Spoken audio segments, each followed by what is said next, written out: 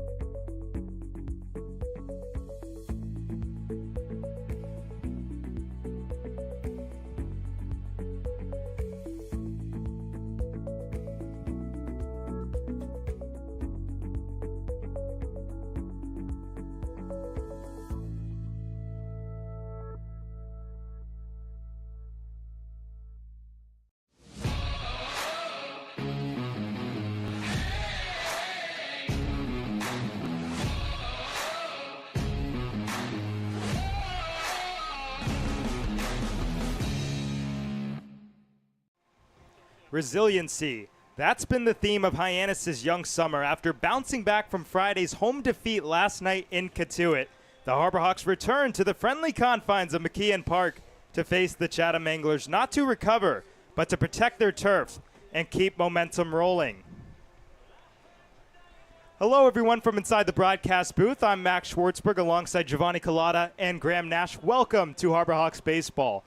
Well, if I had one word to describe last night's 3-1 win in Cotuit, it would be gritty. And Giovanni, especially talking about resiliency, how about 3 hits allowed by Hyannis pitching last night in contrast to 17 on Friday? Well, the fuel, Max, behind the reduction across the 2 days was, as always, the strikeouts for Hyannis. This team continues to punch out batters at an incredible clip this season with 82 Ks in 7 games to start the summer. That only trails Falmouth for first in the league. The Commodores have 87 to Hyannis' 82, as I just mentioned. Another 9 strikeouts for the Harbor Hawks last night at Cotuit, but a problem in the win over the Kettleers, Max, the walks. They walked 8 batters last night in the win. The only other time they've walked that many guys was against these Chatham Anglers who they're going to face today here at McKeon Park. So they can reduce the walks. Should be a better outcome for Hyannis tonight against Chatham. And on the other side of the ball, Graham, Chris Rembert, a guy who played in all 3 runs last night in Cotuit, no longer with the team. He's going to play for Team USA Baseball.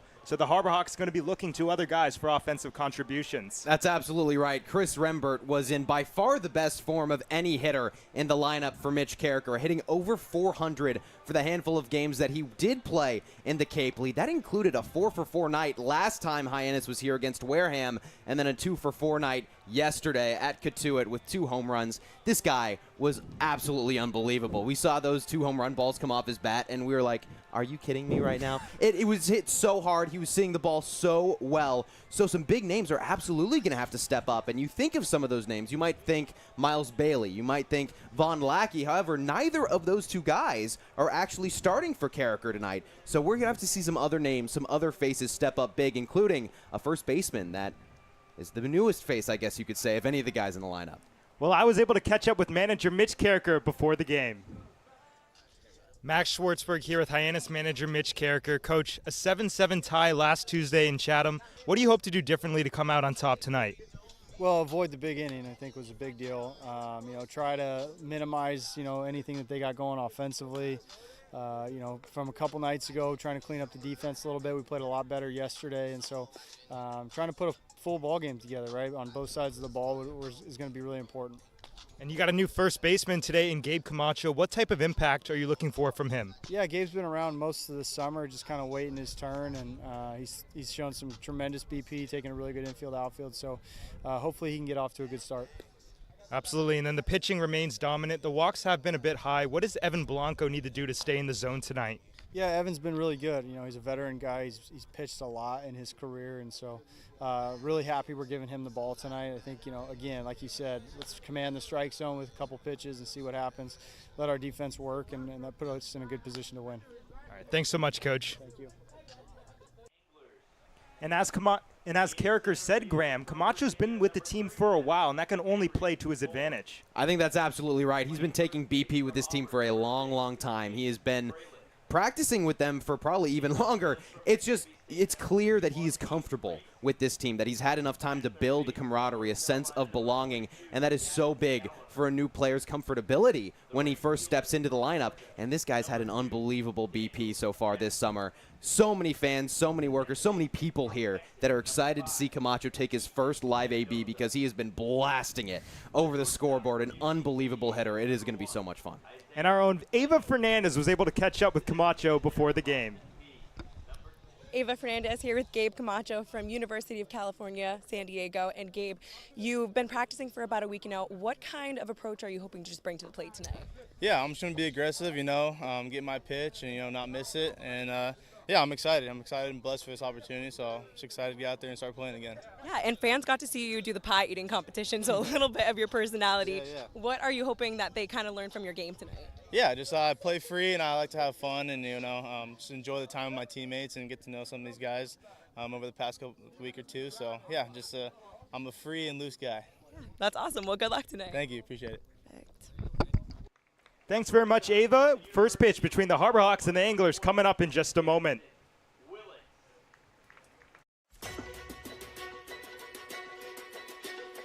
I think, Dean, they're allowing you to find your own success and your own true independence.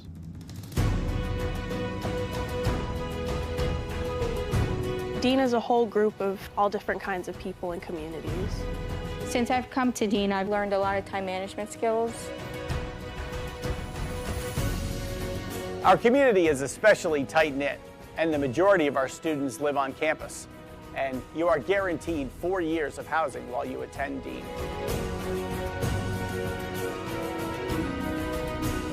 Dean is just full of opportunities for you to embrace, to welcome, so you can change yourself to who you want to be and form your career for the future. So go through that, all right? Think that way. Be a bulldog. Have a bulldog mentality in everything you do in life, whether you're playing sports or in the classroom or just socializing around campus.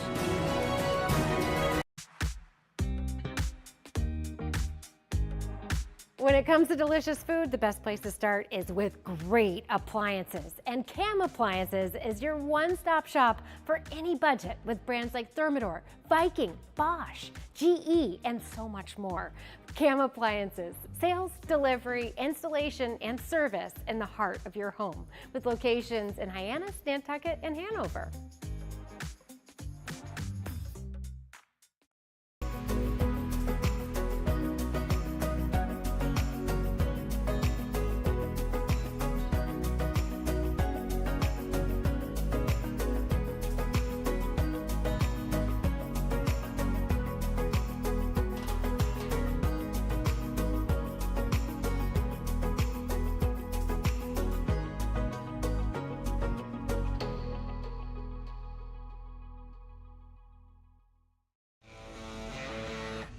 Get ready for big results with our small machines.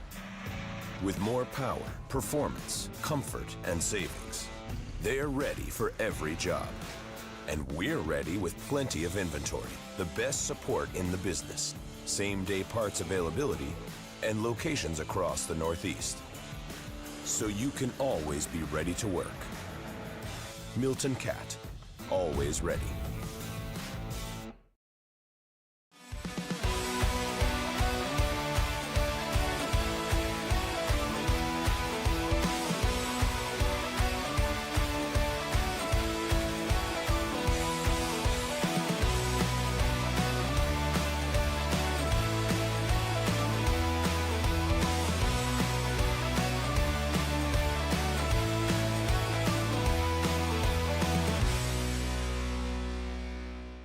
Hasn't been a ton of training when it comes to bat speed or products for players to be able to train bat speed.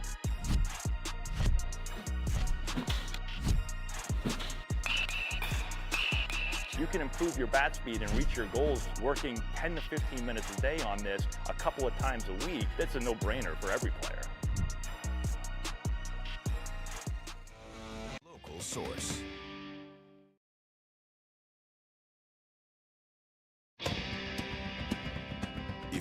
need to dig, lift, move, grade, clear, or cut, pump, weld, clean, light, and just about anything else, dial up the rental source for the newest and the most reliable equipment in New England. Staffed with equipment and construction experts, Milton Rents, your local source.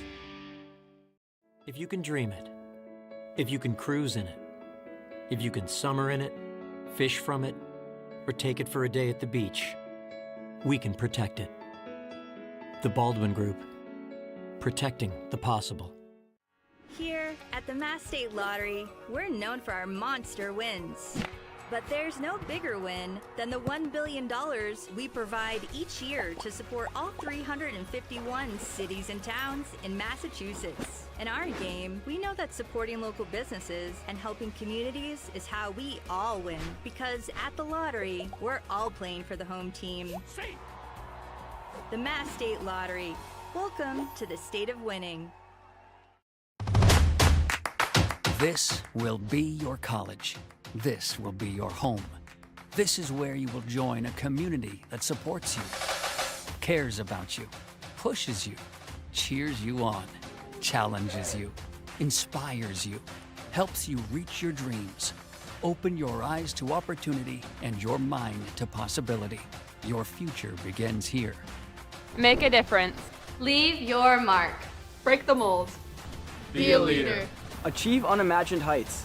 Believe in yourself. Make lifelong friends. This is your time. Your place. Your home. Your Dean. It all starts here at Dean College.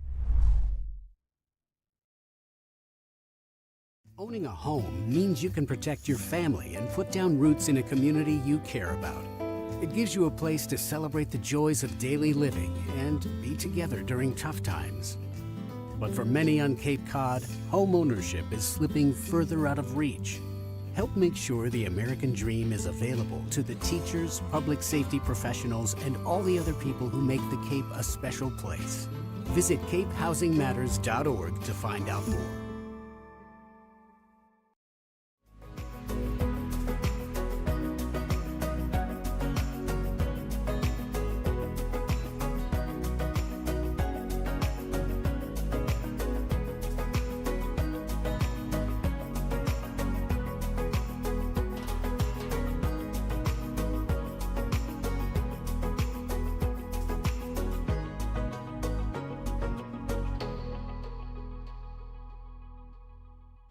Milton Rents is your local source.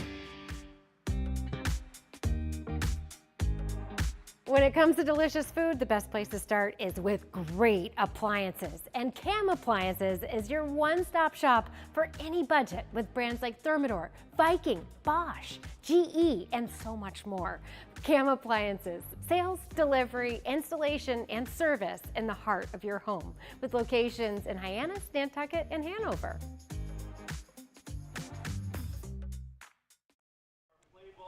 Back here at McKeon Park, we'll take you through the visiting Anglers batting order as we get ready for first pitch in just a moment. Leading off, Henry Ford, who just committed to Tennessee about an hour and a half ago for Dennis Cook, with Chase Fralick at the 2 spot. Ace Reese batting third with Gavin Gallagher. He's been good third in the ACC in RBIs in 2025, batting cleanup. Daniel Jackson will bat fifth with Ethan Mendoza, had a homer against the Harbor Hawks on Tuesday, batting sixth with Isaiah Lane. Isaiah Lane batting seventh. Cole Johnson batting eighth in the backstop. Duncan Matthews rounds out the starting 9 for Dennis Cook. On the mound for the Harbor Hawks is Evan Blanco. Blanco playing in his second game. First start was a really good one this past Monday at Brewster. 4 innings, 3 hits, 1 run. It was earned, but 2 walks and 3 strikeouts. A difficult 2025 at Virginia for Blanco with injuries. He entered Max with sky-high expectations after firmly establishing himself as UVA's ace in 2024. How about 99 innings and 99 strikeouts for the Southpaw? Looking for a new home in the transfer portal. Still has not decided where he's going, as you mentioned, Max. And as we said it before Blanco's start against Brewster this past Monday, that the Cape is a prime opportunity for him to bolster his resume, yes, for his next school, but also if he wants to get back to the 2024 Evan Blanco that earned him a preseason All-American distinction going into 2025. Absolutely, and we talked with Coach Carricker before the game, and he said it was imperative that he fills up the zone with first pitch strikes. Of course, the walks, we mentioned it in the pregame, Gio. 8 walks was the season high, tied last night, the only other time against these Anglers back on Tuesday. It's so important for the Harbor Hawks to not give any freebies away. It's about finding the zone early, Max. I'll add to Coach Carricker's point there. Blanco had pretty solid location with his fastball on Monday. That breaking ball is what was iffy for him. So if that pitch is not working early, he can't go to it, Max. He's just got to stick to what's good, find the zone early, establish it, because you got some dangerous hitters in this Chatham lineup, as we saw just a moment ago. And Evan Blanco going to face Henry Ford to lead it off, as we mentioned, as the Harbor Hawks will take the field here at McKeon Park. We'll take you through the defensive alignment for Mitch Carricker's squad. Left to right, Hayden Federico, Jason Walk, Andrew Williamson. On the infield at the hot corners, Ray Velasquez, Gabe Camacho making his Harbor Hawks debut. Up the middle, Jackson Willits, Ryan McKay, with Brody Briggs doing the catching for Evan Blanco. Well, this is a versatile defensive placement, if we do say so ourselves. We talked about it throughout the season. It's been kind of a theme, the constant idea of who's coming, who's going, Graham, and Coach Carricker is ready. Yeah, he's been preparing for this since the beginning. We've seen him, a great example that we keep coming back to is mixing in Von Lackey with Brody Briggs, going back and forth, where Von Lackey probably doesn't need a day off every other day. He's used to playing in every game, but still, it's important to get some guys reps because you never know who's going to pick up and leave. You never know what day Chris Rembert is going to take off for USA Baseball. So it's been imperative to early on for Mitch Carricker to get these guys in, mix these guys in. And Gabe Camacho, he's been taking so many practice reps. He's been working with these guys for, a week and a half now? So he knows this team pretty well. He's been watching from the dugout pretty eagerly, and now he gets his shot. Well, Harbor Hawks definitely looking to sweep the second consecutive weekend. Of course, last weekend taking the opening game of the season against Wareham and then winning the night one against the Harwich Mariners. I had to think about that one about 2 times. And then tonight, of course, Katuitt last night, a 3-1 victory, Gio. We were all diamond side for that one. And then right now, they're trying to take the final one here on Sunday against the Chatham Anglers. This is a Chatham team that surged ahead 5-0 on Tuesday against the Harbor Hawks thanks to a home run from Ethan Mendoza, the first batter of the game. Harbor Hawks pitching after Ethan Plog struggled shut it down pretty well. You saw Carson Yasa come into that game. Of course, Ryan Speciak closed it out after he took the ball from Eric Hoffberg. And it's a couple of teams that match up very well together given Hyannis' capabilities to strike the batter out and Chatham's aggressiveness in the zone. It's an Angler team that struggles coming into the day, Max, with a couple of losses, including one last night, 6-1 at home against the Bourne Braves. We're first in the West in Hyannis, last in the East for Chatham, so a fun matchup on tap here. And this Chatham team went 4 for 30 at the plate yesterday and a 9-2 loss to YD. That's a 133 average as the new Tennessee Volunteer Henry Ford slaps the first pitch foul off to the right out of play. Ford went 1 for 3 with 2 walks and an RBI against Hyannis on June 17th. That was last Tuesday in that 7-7 tie. Blanco works quickly.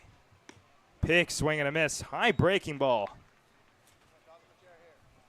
Thing for Blanco that I feel like we talked about the first time that he pitched against Brewster, but he started 6 of his first 7 games at Virginia this 2025 season and then only pitched in relief afterwards. Ripped up the middle and into center field, a base hit. And Ford rounding first, and he'll pull it up there with a leadoff single. 1 for 1 as the Tennessee Volunteer. So it's got to be an adjustment. You know, we've talked about that quite a bit because there have been a couple guys who were relievers who have been starting now in the Cape League. And Blanco, fortunately for him, he knows what it's like to start in college ball. He knows what it's like to pitch for Virginia, one of the better D1 programs in college baseball. So it shouldn't be as difficult for him, but still an adjustment. Here comes Chase Freilich, activated today, getting his first Cape action. Takes one outside for ball 1. And that was former Cavalier Ford with former Cavalier Blanco. Those two, two of 7 UVA players to enter the portal after Brian O'Connor departed from Mississippi State. On the ground, up the middle to the backhand. Nice stop by McKay. Flips to second for one. On to first for two. 4-6-3 they go, and will hang a star in Hyannis early. What a defensive play from the two up the middle. First of all, Blanco almost got there. It's a fortunate thing for him that he let it go. And then McKay, a diving save, and Gabe Camacho getting some stretching action early. He had to go out far for that one. Well, just like that, the leadoff single erased, and Ace Reese at the plate. In there for strike one. And that's huge for Blanco, given that you've got this gauntlet of a top four for Chatham. Fralick, that's his first at-bat here on the Cape. And for Reese, the SEC Newcomer of the Year, Gavin Gallagher, third in the ACC in RBIs. Along with Ford, the number one player formerly in the transfer portal, now at Tennessee. You got to get out of these innings quickly. Fastball, outside corner, and the count goes to 1-2 strikes. And so Coach Carricker talks about before the game, finding the zone early. Maybe you have some early trouble. We'll extend that to getting in a groove early, settling in early. We saw this with Will Libbert the other day. Misses just a little bit outside. Suffered some early damage, able to shake it off and stretch for 4 2/3. I'll extend that to Trey Beard as well. Just the second inning, troublesome for him, but this has been a theme for Hyannis pitching, win or lose this year. 2-2, popped up foul on the infield. They're coming from all directions. It's the third baseman Velasquez calling and catching on the mound, and Blanco faces the minimum here in the top of the first inning. A scoreless part as we head to the bottom of the first.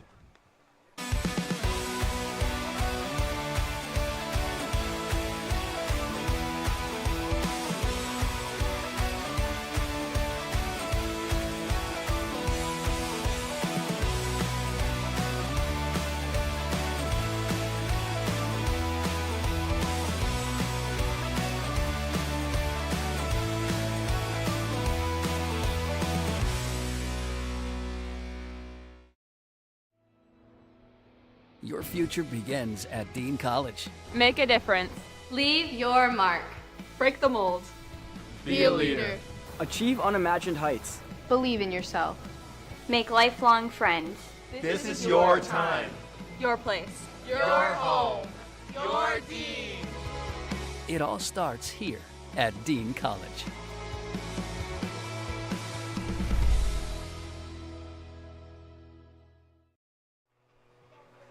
Well, the Anglers don't score. We'll take you through the Hyannis batting order as penciled in by manager Mitch Carricker.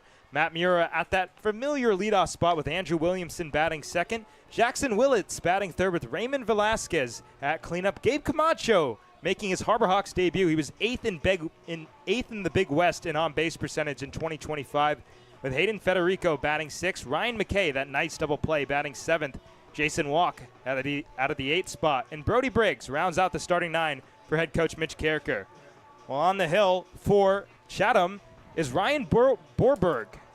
0-1 with a 2.7 ERA in 3 1/3 innings. Last outing was at Bourne, 5 hits, 3 runs, only 1 earned, but 5 strikeouts sticks out, Gio. And Borberg for Dallas Baptist, the rising senior.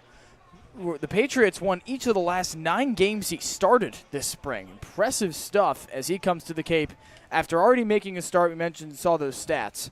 And now he gets to face Hyannis, his second start of the summer.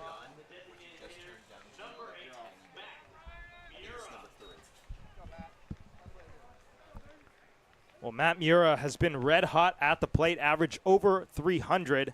Had that big 3-hit performance in Bourne a few nights ago. And has become essentially the everyday leadoff man for Mitch Carricker so far. Down low for ball one.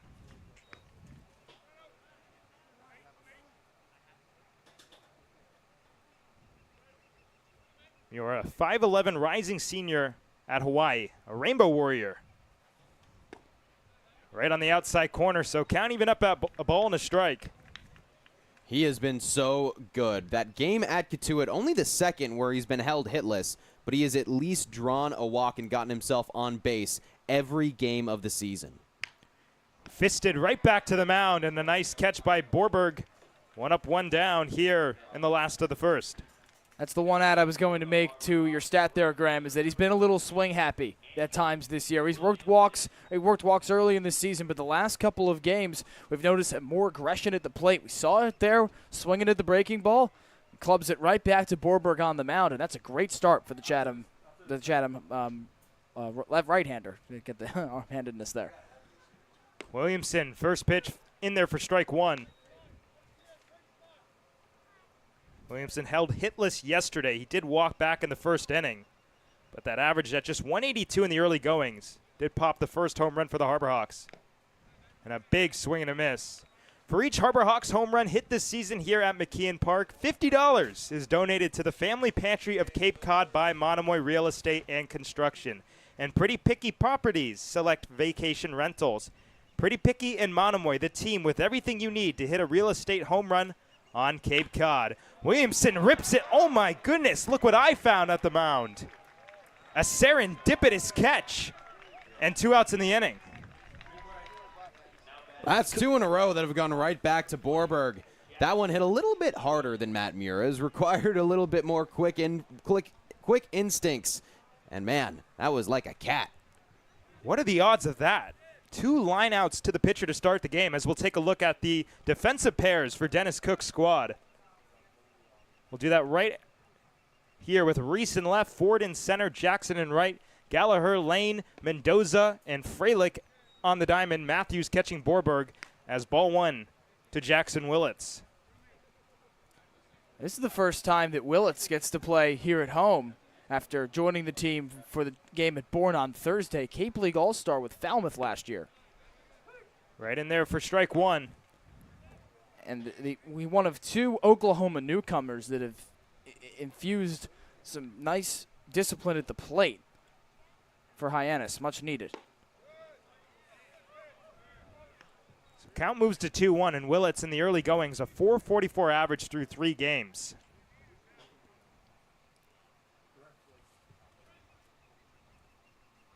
Ahead in the count, 2-1. Now 3-1. Signaled to the dugout that he saw a changeup right there. You've seen both him and Williamson do that so far this season. And how about them both doing it early on in their tenures with Hyannis, emerging as leaders in the dugout? That's a strike. Williamson didn't agree with the call, but now we got a full count to the switch hitting shortstop.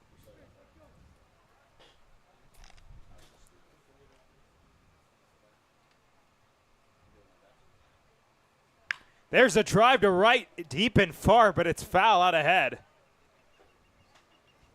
Willits just turned on that ball, Max. Sorry to cut you off there. Just inside on the breaking ball. And he's got power to leave the yard. Last year with Falmouth, he only had 2 home runs. That came in 91 at-bats. Not tremendous home run power, just 21 for his career. He works a walk here. So the first base runner for the Harbor Hawks comes with 2 outs in the first, and Ray Velasquez coming up to the plate. Well, this team has been so good at drawing walks all season long. We've seen so many solid pitching staffs give them more free chances than I'm sure that they would like, and that's not a good sign for Chatham to begin that early, sending Jackson Willits, the switch hitter, over to first base on a free pass. Velasquez in at .318, and he takes strike 1.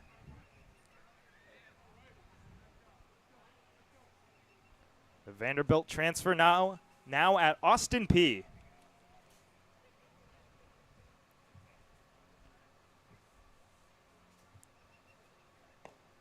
Down low, and a good stop behind the plate by Duncan Matthews. That keeps Willits at bay at first base.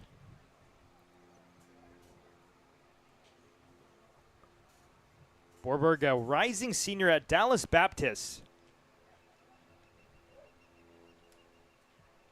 Runner goes at first. The pitch is a ball. The throw down, there'll be none. Matthews couldn't get it out of the glove. Could not get it out of the glove. And a stolen base for Jackson Willits. Yeah, it looked like he just messed up the transfer there. He got a really good hop. And honestly, it didn't feel like Willits did. I thought Willits was a little bit late to make that jump over to second base. So if Matthews made a clean transfer, he might have had him. In the air to right field. Hit pretty well, but Jackson with room and is there for out number 3. Both teams go scoreless here in the first inning. We'll head to the top of the second. If you can dream it, if you can cruise in it, if you can summer in it, fish from it, or take it for a day at the beach, we can protect it. The Baldwin Group, protecting the possible. Hasn't been a ton of training when it comes to bat speed or products for players to be able to train bat speed.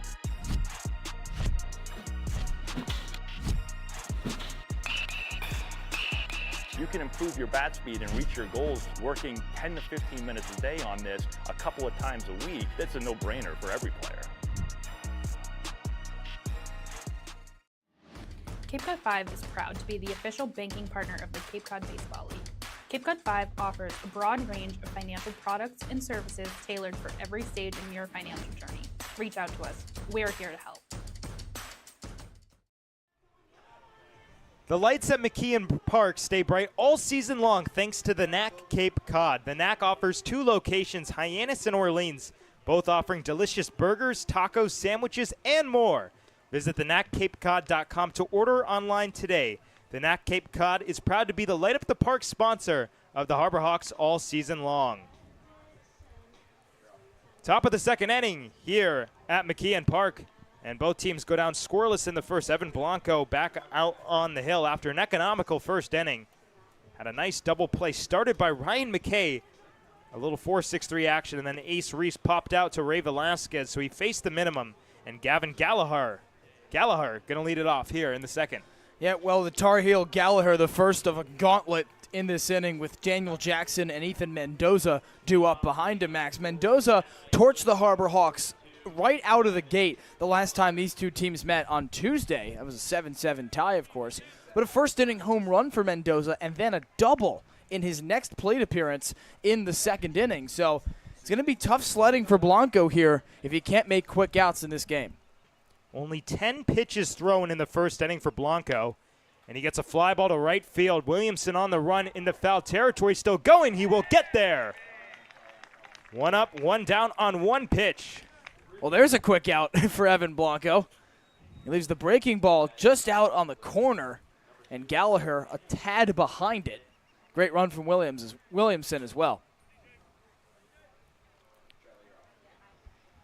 Daniel Jackson at the plate now in right field, but he's also a catcher. Today in the outfield for Dennis Cook. All 1 from Blanco. And speaking of Chatham anglers that torched Hyannis Harbor Hawks in these teams' last meeting, Jackson scored a pair of runs in the game, including a homer in the 6th. Jackson in at .313. That homer was his only of the season so far. The Anglers hit 2 home runs in that game against Hyannis on Tuesday and 1 yesterday against YD. And how about Daniel Jackson playing his 5th different position of the Cape League season already? He's been in left, he's been at first, he's caught, and he's also DH. So now he's over and right. That's unbelievable. Down low for ball 3. Jackson, a guy with prolific power. 14 of his 29 hits at UGA this season were home runs in 48 games. College coaches love all of that.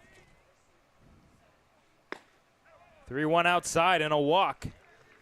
I'll throw in MLB scouts as well. His discipline at the plate is eminent. You have the 14 home runs on 29 hits at Georgia, and then you have the versatility to play anywhere and everywhere. Yes, that may be a Cape League thing as you try to get guys different opportunities, but going back to the Bulldogs, now he's a Swiss Army knife for Georgia. Speaking of home runs, Ethan Mendoza at the plate popped a home run against Hyannis on Tuesday in the first inning of the game.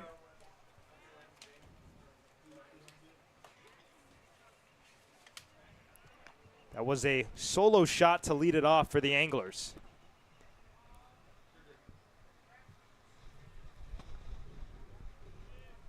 Mendoza, a rising junior at Texas, but a transfer from Arizona State. Fastball just off the inner half.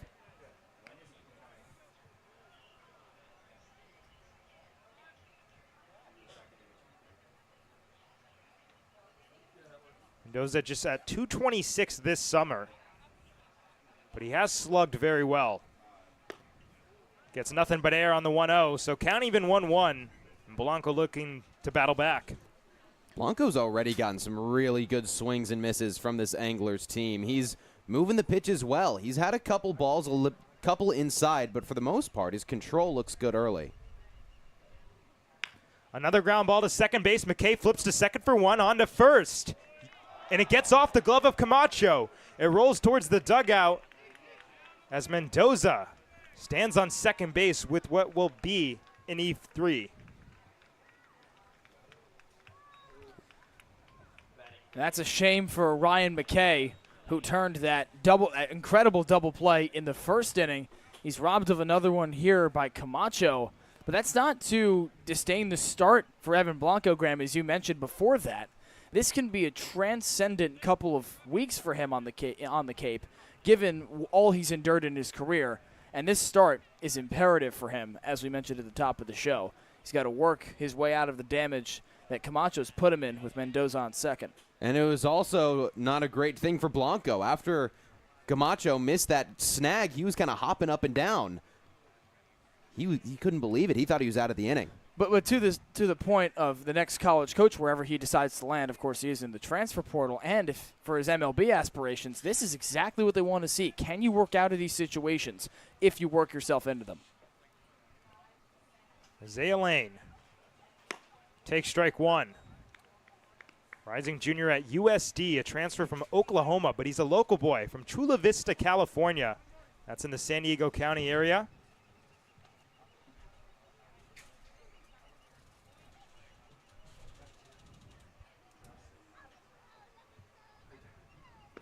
One misses off the outer half.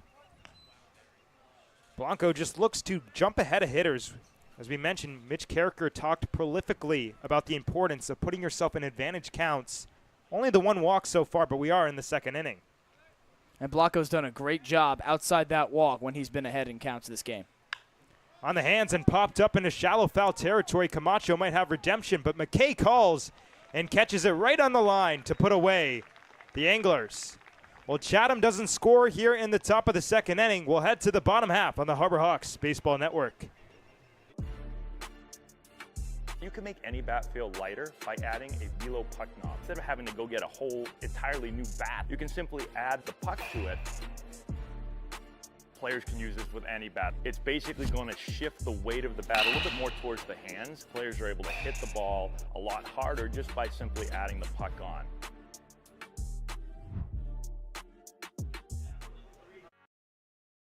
Brought to you in part by the Osterville Men's Club. Founded in 1957 and open to men who live in Barnstable County, the OMC offers its 200 members a variety of social, athletic, and charitable activities. Members provide meals on wheels every Friday and prepare lunch every month at the Salvation Army in Hyannis. The club offers 4 scholarships annually to Barnstable High School graduates and stipends for tools and licenses to dozens of graduates of the 2 Cape Tech schools. It sponsors golf, bowling leagues, investment, discussion, poker clubs, and seasonal social events. Whether you are new to the area or a long-term resident, the OMC is a great way to get involved in your local community. For more information, fans in attendance can visit the table behind home plate or go to the homepage at OstervilleMen'sClub.com. Bottom of the second inning for the Harbor Hawks, and due up, Gabe Camacho looking to redeem himself after that E3 and make his Cape League debut. Yeah, Camacho's got incredible power, as we lauded in the open. Batting practice is like a track meet for him, just blasting balls over the scoreboard, well into the trees. He's got a powerful lefty bat and joins Andrew Williamson with one of those. This is an exciting addition to the lineup, and Harbor Hawks fans get a first look at him here.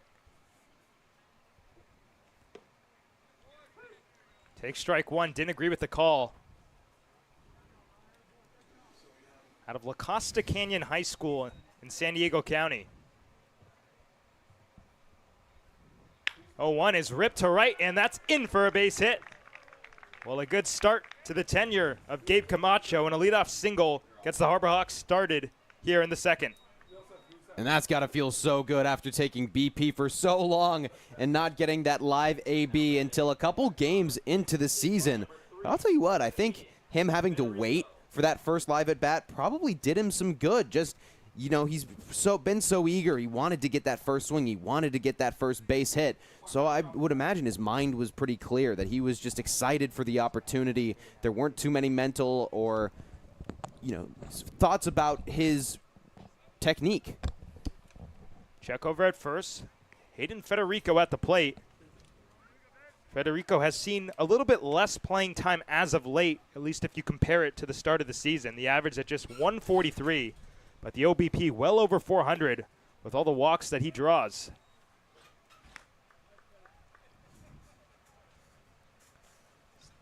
.409 on base. 6 walks to 1 strikeout, but just 2 for 14 at the dish. Outside for ball 2. Federico's got such plate discipline. It's not often, Max, you see someone with a 143 average that also has a 409 OBP, although I guess that would make sense. If you're not hitting well, you're walking at least, and that's why he keeps getting into the lineup. The crazy thing to note about this, Matt Mura passed him for the team lead in walks, but Jackson Willits has 6 now in just 2 games played. That's doubly impressive. Well, 34 walks to 34 strikeouts this past spring at Ole Miss for Federico. Advantage count, 2-0. Rip to right, and that is foul. Just outside the first base line. Was as close as could be, maybe a foot and a half. It was right there. Good swing from Federico, one that surely would have got him extra bases. We talk about the struggles of when you think you've got one result and it turns out going the other way, of locking back in to what you currently have to deal with. And for Federico, he thought he just had likely a double, and maybe even he could turn it into a triple with his speed, and he's got to go right back to a 2-1 count. Check over on Camacho. That one a little bit closer, but he's back at first.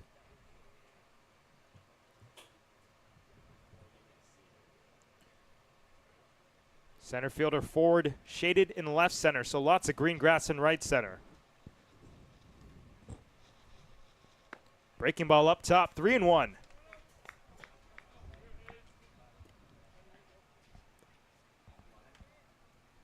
And something we've talked about, Gio, you've asked him. Hayden says, I'm going to get something that I can drive. I'm not going to swing at the pitches I can't handle. And I think that selectivism, that's not a word, selectiveness is one of the reasons why he's so prolific at the plate. He skies one to right center field, hit well, deep and far, and it is gone! Hayden Federico, his first home run of the summer. And the Harbor Hawks, a 2-0 lead.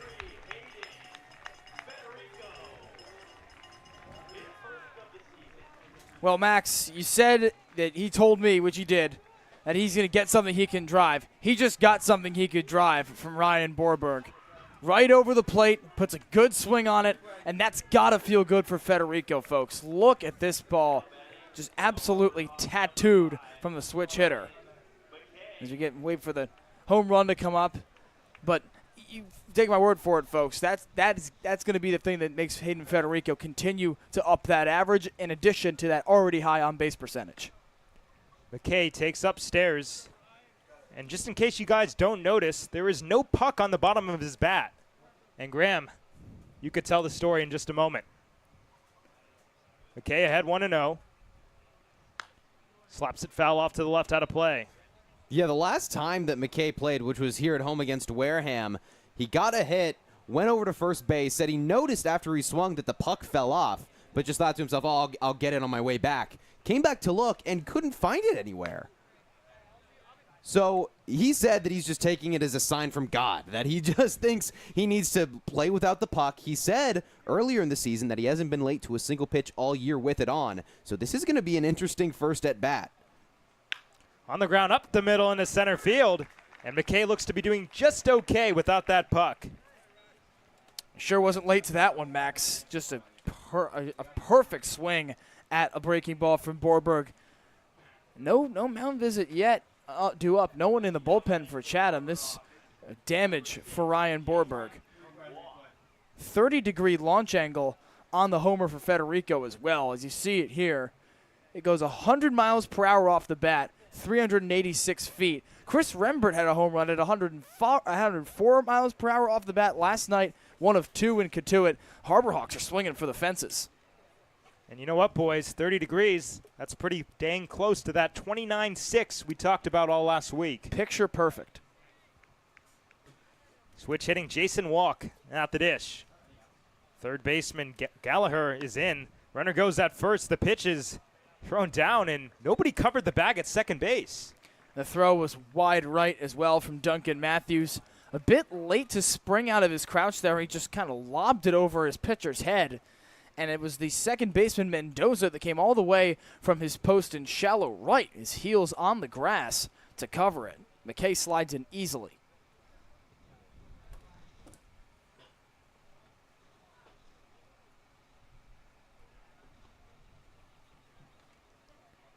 Gallagher still planning for a potential bunt. Still nobody out in the inning. Count even 1-1.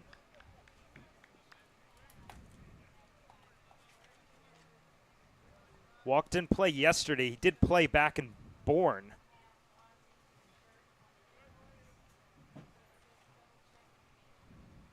One outside. Is that a little Juan Soto I see from Jason Walk? The shake of the head at the pitch as he steps out.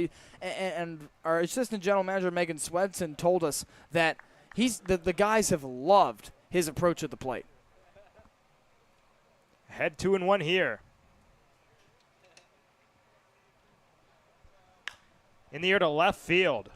Restarted in. Now he'll go back a couple steps. Now come in and make the catch. So that breaks up a string of 3 straight hits for the Harbor Hawks. Of course, the Camacho single, Federico homer, and McKay single. I like the swing, though. I think Walk did a good job getting the bat on the ball. He was a little bit underneath it, which the pitch just appeared to be a little bit high in the zone, so I think he just didn't quite time it. Maybe expected it to break a little bit more than it did, but still a good swing from Jason Walk. And he's a switch hitter. I wonder if he favors a side, because that time he was going lefty. Briggs up the middle to center, forward for out number 2. And how about the couple of outs for Borberg in quick succession? That is just what the doctor ordered for the Chatham starter. After you mentioned that 3-hit streak for Hyannis, and now you flip the order for the most difficult part of the lineup.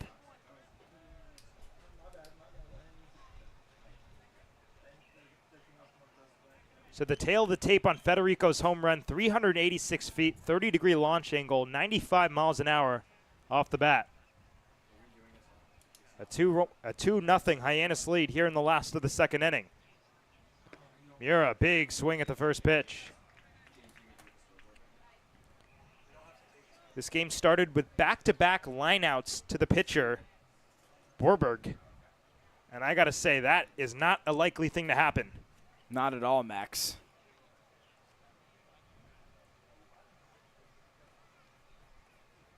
Slapped up the middle on the ground, and it's picked up by Lane. Throws on the run, and just in time. But the damage has been done. A 2-run home run for Hayden Federico, and we'll keep it right here as we send it down to our wonderful reporter, Ethan Wax, standing by.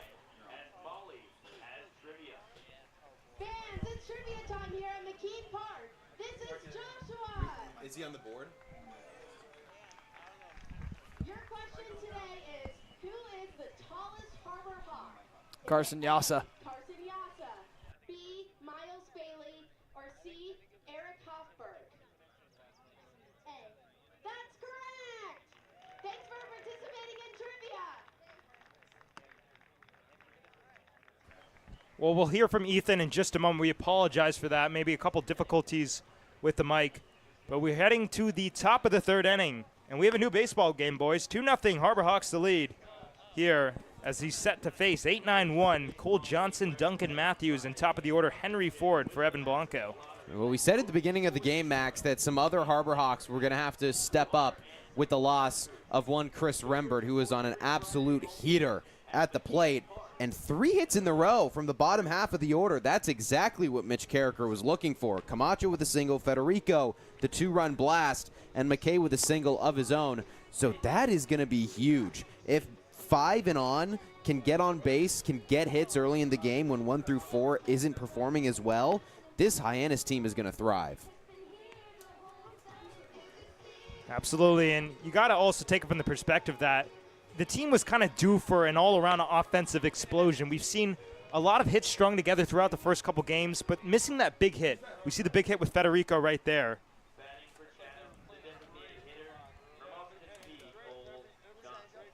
Now it's time to play Who's That Harbor Hawk?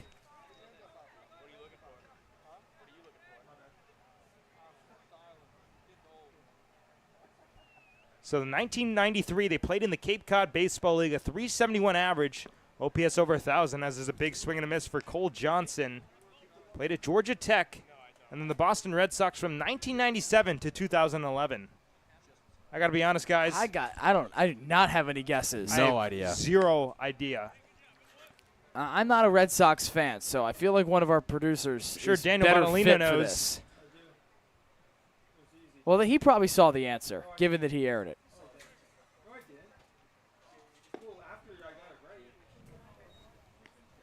Head 1 and 2 now to Cole Johnson, the designated hitter today for Dennis Cook.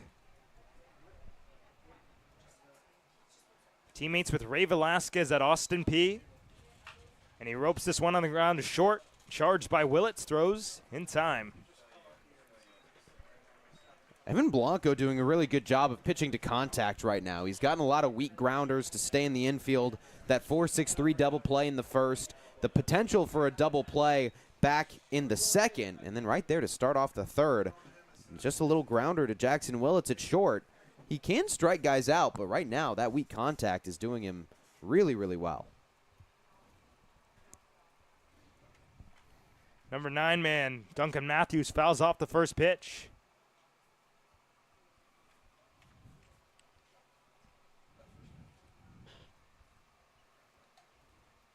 Still looking for his first hit. 0 for 15 at the plate. It's been a tough go-around.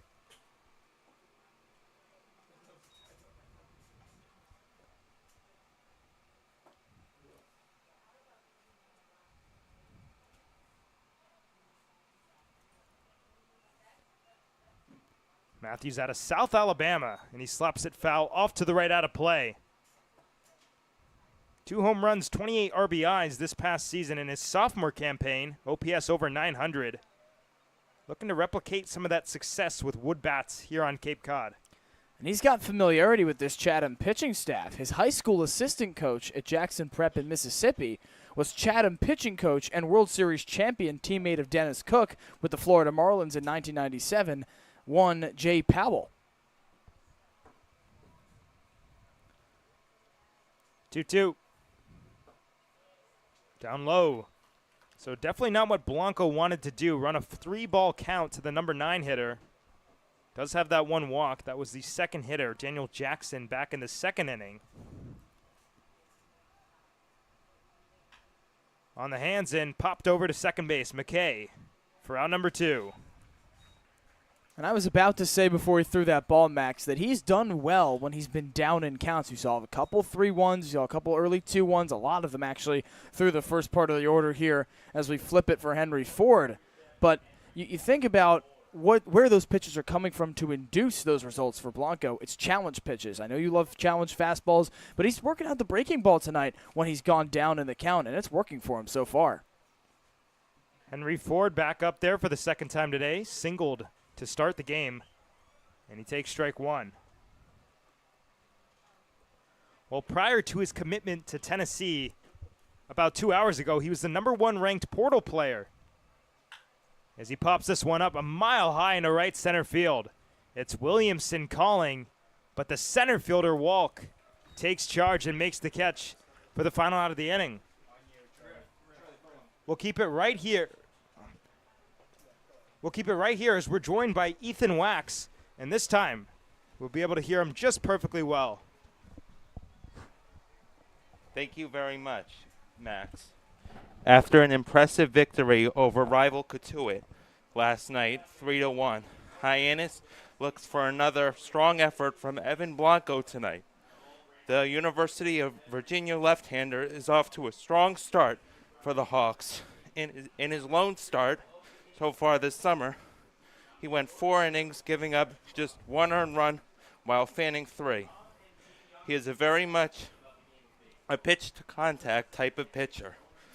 During his time with the Cavaliers, he went 3-5 with a 6.23 ERA in 14 appearances, including 8 starts.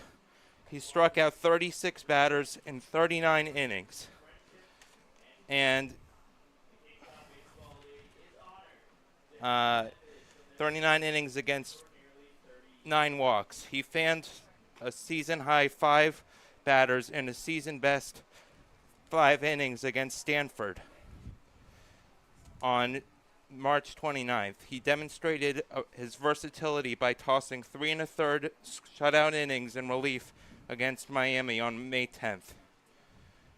The senior looks to continue his strong start to the summer tonight after the Hawks, as we turn it back to the booth for this 3rd inning. Guys.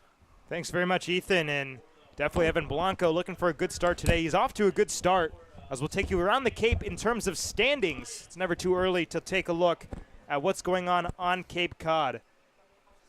How about Brewster? 6-1, but they finally were handed their first loss last night. They are atop the East. Hyannis, of course, up against the West with Williamson taking outside for ball 1. You got Harwich and Orleans in 3 and 4, and then Chatham, who we're seeing right now. Hyannis, Wareham, Falmouth, Bourne, and Katuitt as Williamson skies one deep and high to right field. It's back, and it is gonna fly! Andrew Williamson, his 2nd home run of the summer. And the Harbor Hawks stay alive. 3-0 Hyannis.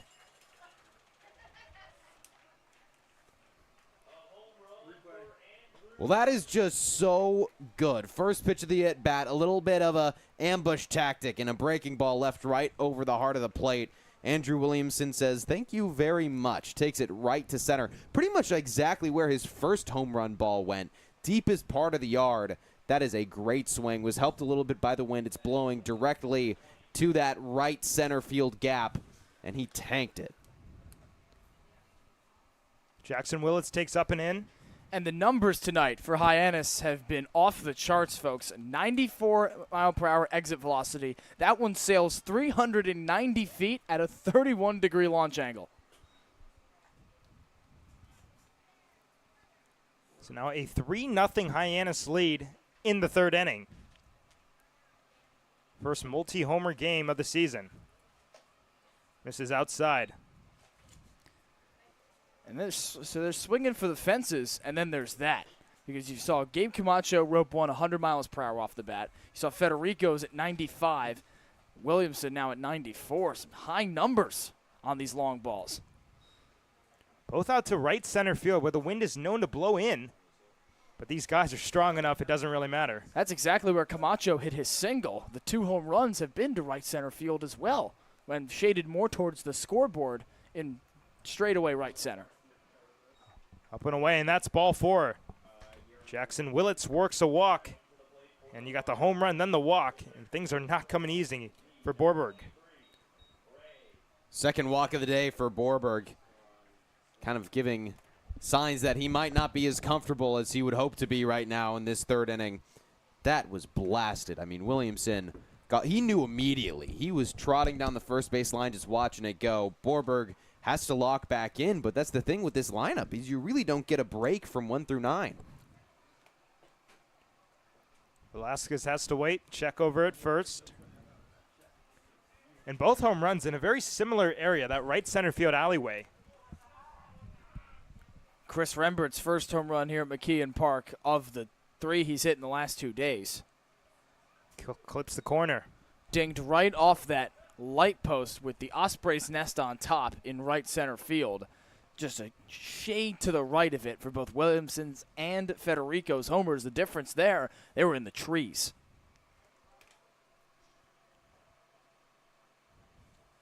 Velasquez skies one to left field, shallow for Ace Reese. And he twirls into the gap for out number 1.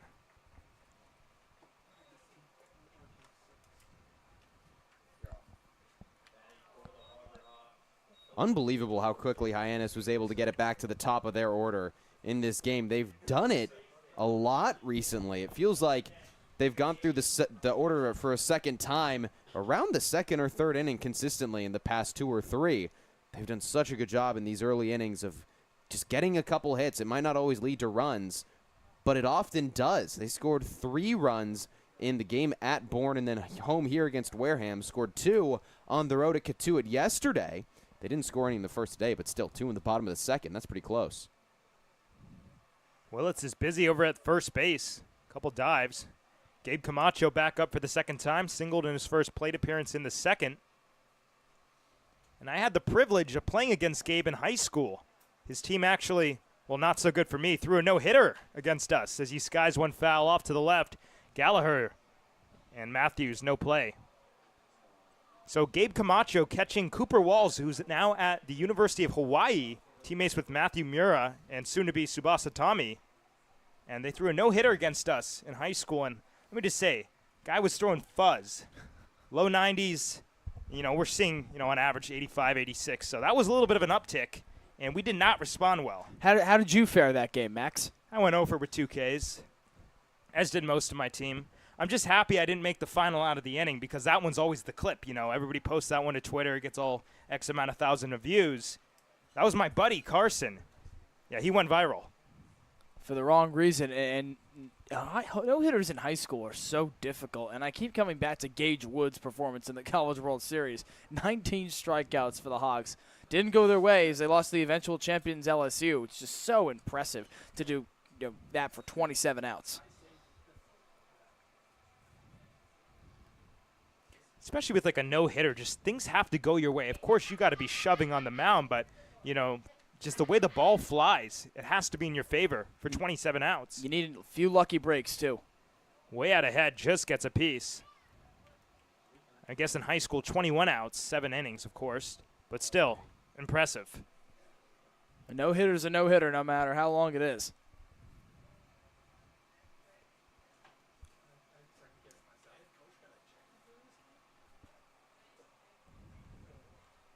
Another check over at first base. Of course, no disengagement rule on Cape Cod. Willits, of course, with some blazing speed. He's already stolen a plethora of stolen bases in the first couple games. High towering pop-up into shallow center field. Lane going out, Ford coming in. And it's the shortstop Lane taking charge for out number 2.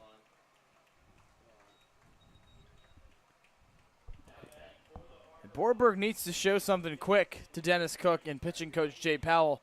We've got a lefty warming up in the bullpen on the first base line.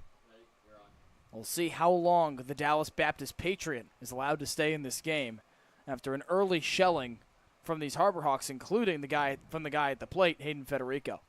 Federico, the 2-run home run, which started the party just an inning ago in the second. That was his 3rd hit of the summer as Willits back at first. We've really seen Federico be more of a small ball guy. Draw a lot of walks, put the ball in play, maybe on the ground quite a bit more, but he just mashed that one. He does have the power. It's just he hasn't really gotten the pitch that he likes to do it. Way upstairs, Matthews out of the crouch. And Graham, to that point, this is a player that began his college career on an 11-game hit streak, during which he batted .395 with 7 ribbies. It hasn't come easy for him on the Cape so far, but it's in him somewhere, and now we may be starting to see it. Well, he definitely redeemed himself for a very turning tide double play back in the Wareham game. Hyannis had the bases loaded down 7-5, grounded into a 1-2-3 double play. As he breaks his bat back to the mound, a bobble by Berberg. And he gets it to first in time. But another run home for Hyannis. Andrew Williamson pops a home run, his 2nd of the summer. A 3-0 Harbor Hawks lead as we head to the top of the 4th.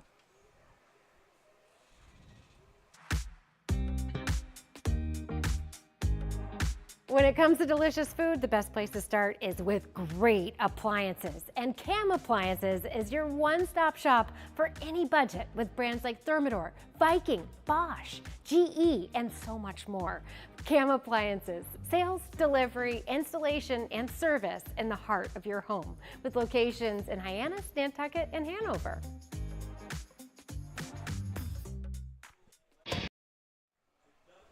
Tonight's game is brought to you in part by the Osterville Men's Club. Founded in 1957 and open to men who live in Barnstable County, the OMC offers its 200 members a variety of social, athletic, and charitable activities.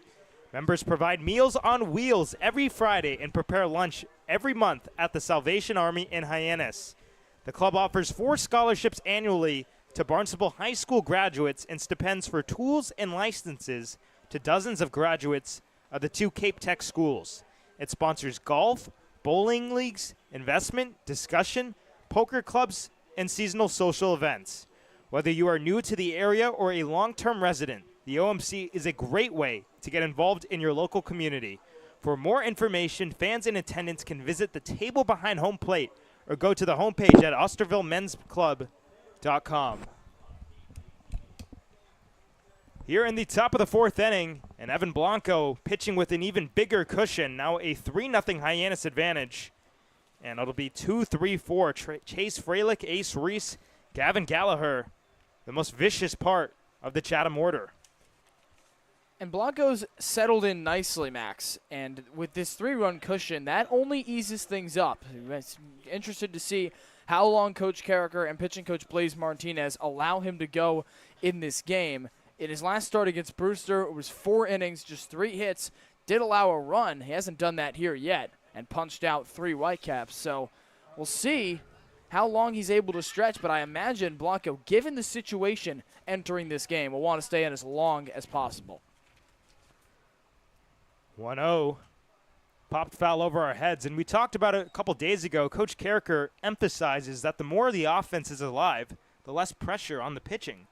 And it takes away from the stress of knowing that you have to get out of this inning and do so quickly to get the bats some momentum that's not stalled by mid-inning frames. Hammer to right, but out ahead. And when you do have the lead, especially when Blanco is pitched as he has to the tune of a shutout through 3 innings, it eases everything for the pitcher and the defense as well, knowing that there's not that imminent pressure to get out of the inning. That one skips about 57 feet in. Blanco frustrated with himself, but count goes to 2-2. And in Blanco, I will say, too, feels like he's really pitching to his game well. He hasn't gotten any strikeouts. It's all been weak contact, a lot of ground balls, a couple pop-outs, but no one's really gotten a hard hit in play on him yet. It's just looked like he knows his game and he's playing to it. He elevates and strikes out Freilich, the first strikeout of the day for Evan Blanco. And, of course, as I say that, he strikes someone out, but still, the message is there. Through 4 innings, or top of the 4th inning, that's when Blanco gets his first strikeout. It's been a lot of really good pitches, breaking balls, slowly coming into the plate, low in the zone, getting a lot of weak contact. Ace Reese up for the 2nd time, and a fastball outside. You look at the scorebook tonight and think, for Evan Blanco, to get that first strikeout this late, it must not be going so well.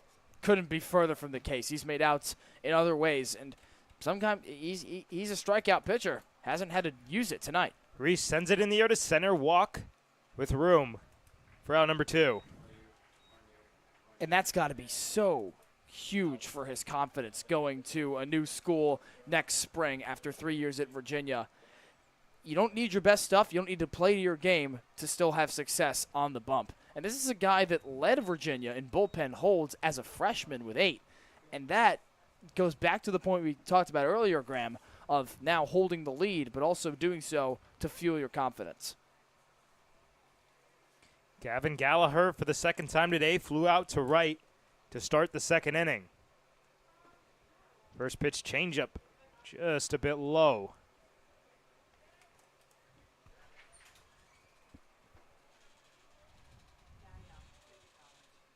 Beautiful day here at McKeon Park. A little bit earlier today, it was a little rainy, but it has really subsided for a pleasant evening. That's a strike, 1-1.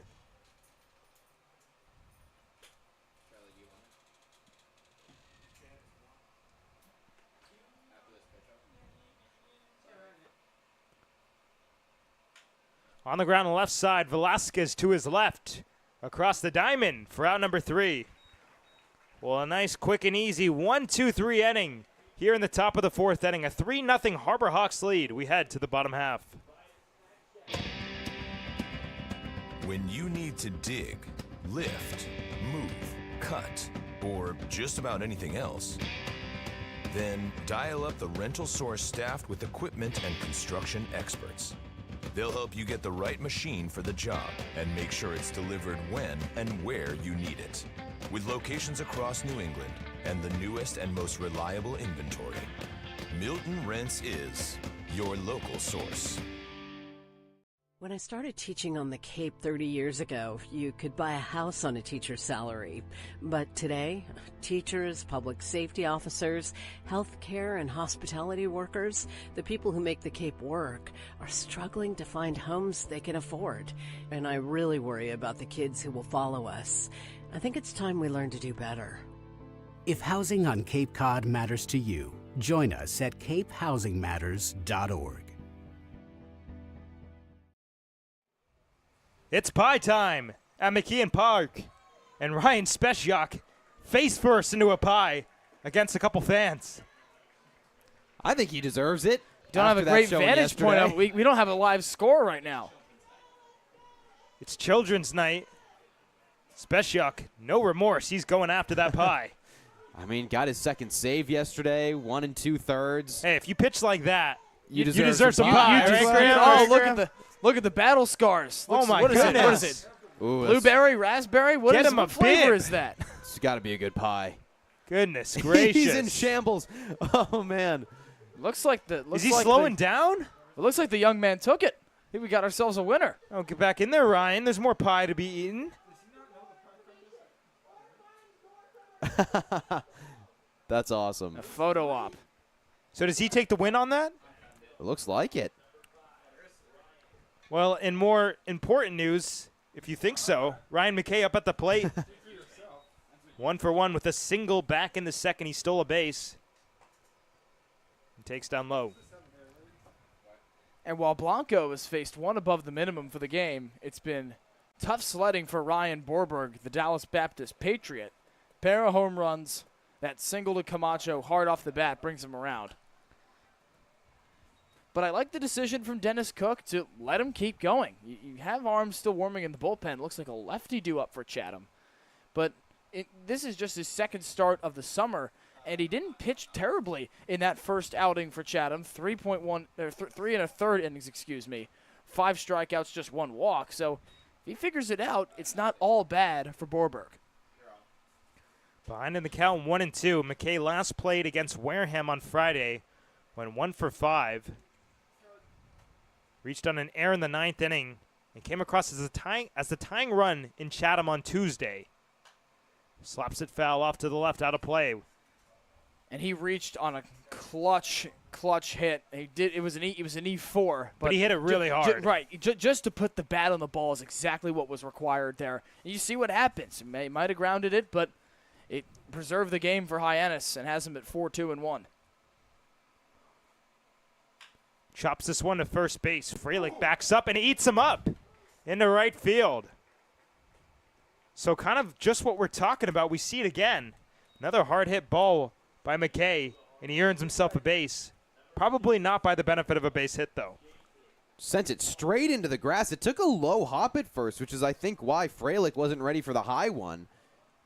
I think it also just switched surfaces. It hit the dirt, and so instead of skipping, it caught, kind of like a clay tennis court. And they're calling it a single. So there you go. Ryan McKay 2 for 2 in the new era without that puck on the bottom of his bat. And I like that call. Yeah, that's great for McKay to have the adjustment work in his favor, but I like that call on the single. We've seen a couple of weird hops here at McKeon Park on Friday. There were a few to the Charlie Bates at shortstop that convoluted the fielding chances. So I like that call on the single for McKay. Jason Walk up there for the second time today. He flew out to left back in the second inning.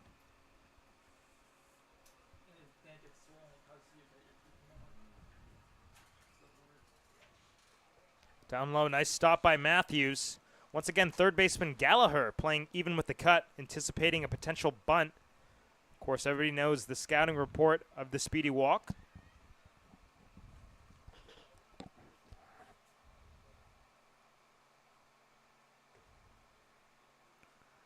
Already a stolen base in just 2 games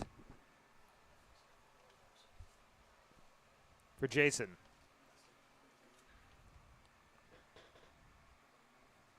Smash to right field. Jackson giving chase and in front of the warning track for out number 1. Really good swing of the bat. I like it a lot. A little bit. Just didn't quite get all of it. Probably a little bit in front of it. Didn't quite wait for it to get to home plate enough to really smash it. But a good swing from Walk. That's his second fly out to the outfield. So he's making contact, and he's hitting it well, just not quite well enough to send it. Or it's just been right at an outfielder. Brody Briggs at the plate for the second time today. Flew out to deep center as the throw over has McKay back head first. You saw Brody a little bit earlier today, Gio. I did. I ran into him at the gym. Had a nice conversation while we were actually both doing band work in the stretching room. Runner goes at first. The pitch, a ball. The throw on the second is well wide. That's the second time we've seen that from behind the plate. Duncan Matthews throwing it to Antarctica. And now a pair of stolen bases for the Harbor Hawks off of jumps that weren't the best. Willett's a bit late to move off of his lead, as was McKay there, but they're allowed to take the base from Duncan Matthews off a pair of erroneous throws. 2 on the day for McKay. At the knees, 1-1. He has been just lightning off that first base bag. But then, like, the throws have been competitive. If Matthews doesn't put one down the pipe, if he doesn't launch one, then they're going to keep running. Still dancing at second base. Borberg looking back, and that's outside. And Briggs is an interesting story as we head into the stretch of the summer here, alternating with Von Lackey. He's been great behind the plate. His hitting, not so much. He's batting .091 this season, as you saw earlier in the game, folks. If he can get it together at the plate, he's going to make himself into a very valuable asset for Arizona State and for Hyannis. Almost gets hit by a slider, so he's ahead 3-1. Already 2 walks on the day. Those have both been issued to Jackson Willits for Borberg.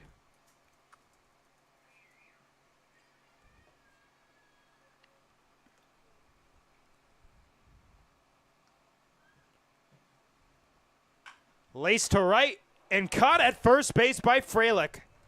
What a play by the first baseman, a leaping grab.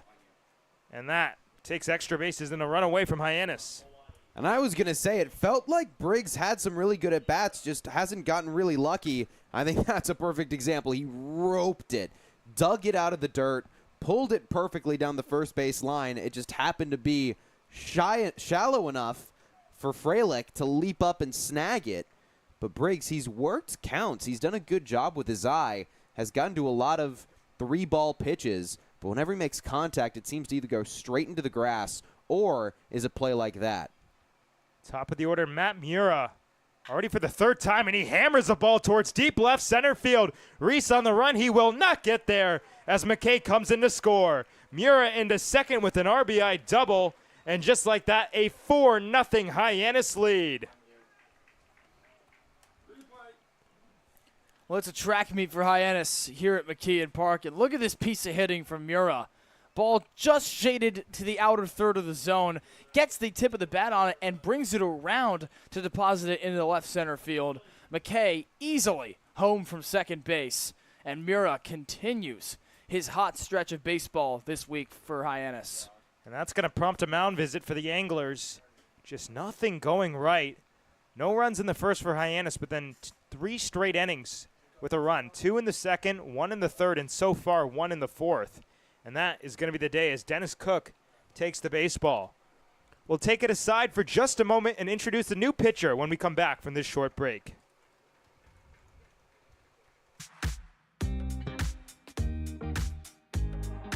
When it comes to delicious food, the best place to start is with great appliances. And Cam Appliances is your one-stop shop for any budget with brands like Thermador, Viking, Bosch, GE, and so much more. Cam Appliances, sales, delivery, installation, and service in the heart of your home with locations in Hyannis, Nantucket, and Hanover. Here at the Mass State Lottery, we're known for our monster wins. But there's no bigger win than the $1 billion we provide each year to support all 351 cities and towns in Massachusetts. In our game, we know that supporting local businesses and helping communities is how we all win. Because at the lottery, we're all playing for the home team. The Mass State Lottery. Welcome to the state of winning. We got a new pitcher, Ethan Calder, the southpaw on the bump for the Anglers. Calder making his second appearance of the summer, has already got a 2.45 ERA over 3 2/3. Struck out one and then allowed one walk. He's a junior at Baylor, 15 appearances, all of which were starts, interestingly, for the Bears. Had a 3.6 record, 5.18 ERA over 73 flat innings pitched. Struck out 64. He's a strikeout thrower, only walked 18. So you're not going to draw a lot of walks off this guy. And for a Chatham team that already walked 2 in this early ball game, they're going to need that. Well, Calder, the 3 2/3, a 2.45 ERA, but only played in one game so far. And that closes the book for the Dallas Baptist Patriot Ryan Borberg. After 3 2/3, he allows 6 hits to the Harbor Hawks, 4 runs, all of them earned, a pair of homers to Hayden Federico and Andrew Williamson. He walked 2 Harbor Hawks and struck out none of them. Well, it was really just the slug for the Harbor Hawks today. We see them get a lot of singles in the last couple games, but they were looking for the big hit. Tonight, definitely not an issue. That has happened quite frequently. And that bodes well, obviously, on the scoreboard, but it bodes well for the rest of the season for Mitch Carricker. If the long ball's in play, look out, given how the clip at which this team walks and how little they strike out. Williamson going left on left. The home run, of course, back in the third. Out ahead for strike one. Nasty breaking ball. Started down the center of the zone, broke away. Williamson swung right through it. That is going to be deadly if Calder can keep it up.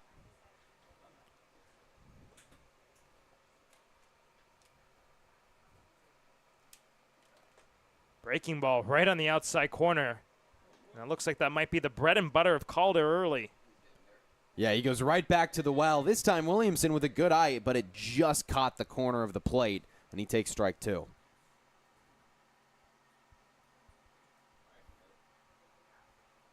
In the dirt, nice stop by Matthews. That keeps Mura stationed at second base. Hard to believe, Graham, that Williamson's got a 182 average, given how effective he was to start the season. Hit the first home run of the year for the Harbor Hawks on Sunday against Harwich. He's struggled at the plate since then. And he takes strike 3.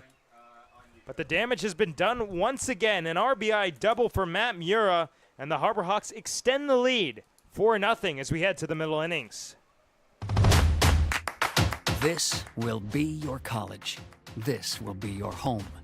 This is where you will join a community that supports you, cares about you, pushes you, cheers you on, challenges you, inspires you, helps you reach your dreams. Open your eyes to opportunity and your mind to possibility. Your future begins here. Make a difference. Leave your mark. Break the mold. Be a leader. Achieve unimagined heights. Believe in yourself. Make lifelong friends. This is your time. Your place. Your home. Your Dean.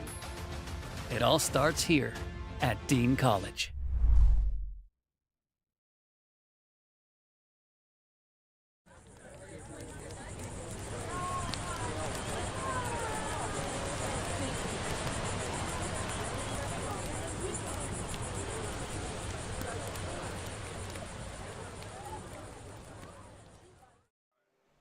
Let's take a look at how the numbers compare entering this game between the Harbor Hawks and Anglers. Look at that batting average difference. 261 for Hyannis, 170 for Chatham. ERA, pretty similar, 304 for the Harbor Hawks, 346 for the Anglers. But, of course, the record almost inverse, 4-2-1 Hyannis atop the West. Chatham at 2-4-1, the bottom feeders of the East. Yeah, Chatham needing to turn this into a bit of a pitcher's duel because the Hawks, third best average in the league, first in on-base percentage at 382. They've drawn the most walks in the league at 43. They're second to last in strikeouts at 51. So they are just an on-base machine. They're also second in the league in stolen bases, which is very surprising because they were second to last heading into Fenway Day with 16, with 9, and then all of a sudden they have 16. Outside of Daniel Jackson, another inning of work upcoming for Blanco.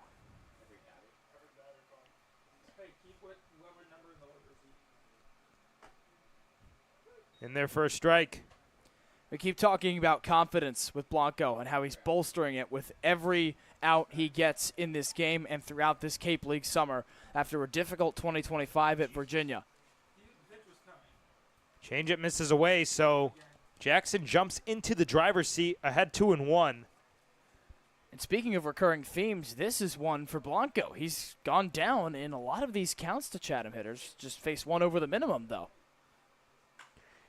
High fly ball right field. Williamson going back. The wind is taking this one towards the warning track. He leaps, and it's gone. Well, that ball just kept going. Solo shot for Daniel Jackson and a 4-1 Hawks lead. Well, I thought we were headed for a similar fate that befell Andrew Williamson, ironically enough, in Chatham on Tuesday.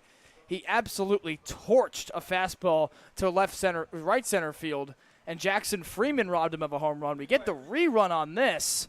Williamson gave it his best effort, and Max, as you mentioned, the wind just carries this one, blowing in the opposite direction. It normally comes in from right field off the water. Fortuitously for Daniel Jackson, it helps him there. Ripped up the ground, ripped up the middle into center field. And what do you know, a home run and then a single. And all of a sudden, the Anglers showing some life here in the fifth. Well, all it takes is one swing of the bat to give your team a lot of momentum, and that might be exactly what Daniel Jackson just did. Mendoza, on the first pitch, takes it right back up the middle. Also wondering if we're going to see a little bit of an ambush tactic. If Chatham has learned that Blanco throws some of his best pitches early in at-bats because he hasn't really gone down too much in counts. He's been ahead a lot, so they might be trying to swing a lot more early than they have been. Isaiah Lane on cue, swings at the first pitch, fouls it straight back. And I wonder if we're headed for a similar outcome that was the Tuesday night tie between these two teams, where Chatham went ahead 5-0. Hyannis clawed back, and the teams exchange runs for the remainder of the frames en route to a 7-7 result. Inside. So that's Jackson's second home run of the summer. The first, of course, coming against the Harbor Hawks back on Tuesday. So seeing Hyannis pitching very well, and yeah, I got to say, the way that ball carried was just pretty incredible. A moon ball that barely leaves and escapes Williamson's glove. That misses upstairs. And what do you know? Lane jumps ahead 2-1. If the wind direction was anything like it normally is, that would have been an easy fly ball for Williamson. It's the fact that it's blowing out pretty much in that exact direction that allowed it to exit. This is a rarity to see the wind blowing out from home plate. Runner goes at first, the pitch, a ball, the throw down to second. You bet.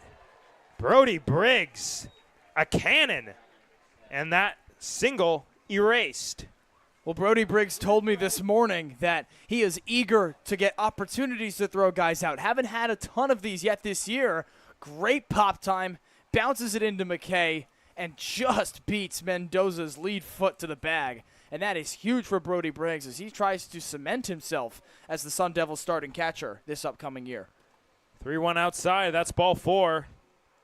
And that changes the complexion of the inning because you could have first and second, nobody out, but instead you got a runner at first and one out. Double play ball still in the equation. I like how you phrase that, Max, because that is huge for Evan Blanco as he tries to display that he's able to work himself out of this. That one run hopefully is lone blemish tonight, and again, he comes into this game in desperate search of a return to the 2024 Evan Blanco that dominated.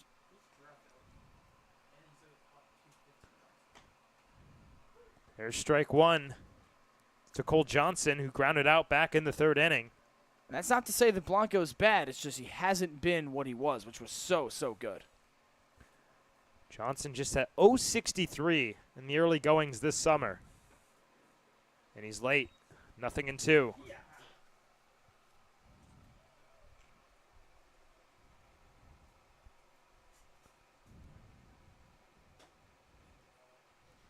One for 16 at the plate. Healthy lead at first base. Noticing was Blanco. Tosses over. There's action in the Harbor Hawks bullpen. Looks like Tsubasa Tommy down there. We haven't seen him in a while. Believe last time out was Monday against Brewster, when he would have relieved Evan Blanco. So Mitch Carricker keeping the symmetry that we've seen across the rotation this year, as he went with Will Libbert on Friday against Wareham as well. Same starter as opening day against the Gatemen at Spillane Field. Well, we've seen consecutive pitching matchups. I mean, I guess the Wareham game, you saw Daniel Powell going up against Will Libbert. So a lot of these teams kind of form their own rotations and tendencies, schedules in terms of pitching. And that happened to be the only exact rematch from both sides. But for Mitch Carricker, it was Will Libbert, Trey Beard, and now Evan Blanco. Slowly tapped first base side. Blanco fields his position and fires to first underhanded for the second out of the inning. And that's because Coach Carricker has the luxury to do so. As the summer progresses, a lot of these teams obviously won't have the same guys and will have to make rotations by committee, if you will. Do we just take a second to appreciate that play as well from Blanco? A little underhand scoop barehand, fielding his position on a slow dribbler. That was really well done. Pitchers don't see that too often. Duncan Matthews, the number 9 man. Upstairs ball 1. Max, I'm shocked you didn't shout out the PFP there. Well, PFPs are usually when the first baseman fields it. You're right. But that's kind of the way I think about it. Pitcher's fielding. It doesn't extend to the pitcher actually making the play. Not usually. Oh, okay. The more you know. 1-1 up at the top of the zone. In that case, Blanco went above and beyond. Yes, he did. Usually guys want to avoid at all costs pitchers doing anything except throwing pitches. Of course, in that case, unavoidable. Outside for ball 2. It's always funny to me, those high infield pop-ups right at the pitcher. Just kind of stands there and somebody comes charging in to make the catch. We saw it with Ray Velasquez. I was about to bring that up. We saw it early in this game. Blanco stands pat as Velasquez comes over to the foot of the mound to make the catch. That's inside. There was like this crazy stat I remember from, I believe it was 2021 or 2022. Of course, Joey Votto, longtime first baseman for the Cincinnati Reds. He popped up to the pitcher for the first time in his career, like 20 years later. Oh, yeah, it was like 4,000. Like 4,000 at-bats. Thank you, Sam Montag. Something around that line, as that misses outside.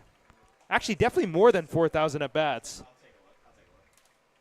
Got to be around like 10, 12,000. Yeah, 20 years. That's a lifetime. And Blanco now has the double play ball in effect, as out comes Blaze Martinez, the pitching coach, to talk with his southpaw. Well, perhaps a scouting report, get some composure, and also give Tsubasa Tommy some more time if he needs. And this will be the most difficult test of the night for Evan Blanco. He's got to face Henry Ford for a third time. Former number 1 player in the transfer portal, committed to Tennessee just about 3 hours ago, now playing his first game as a volunteer. And you have the matchup at this point. Like you mentioned earlier, you know what pitches are working for Blanco as you flip the order for a third time. And Ford is a guy who can make you pay because he has so much experience. Started all 111 games of his college career so far. And just like that, Ford represents the tying run in this game. And remember, folks, the wind is blowing out tonight. He could tie this game up with one swing.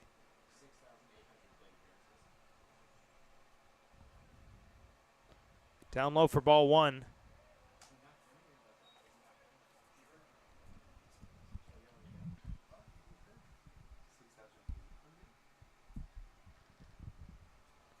Big at bat here in the top of the 5th inning. A run home for the Anglers.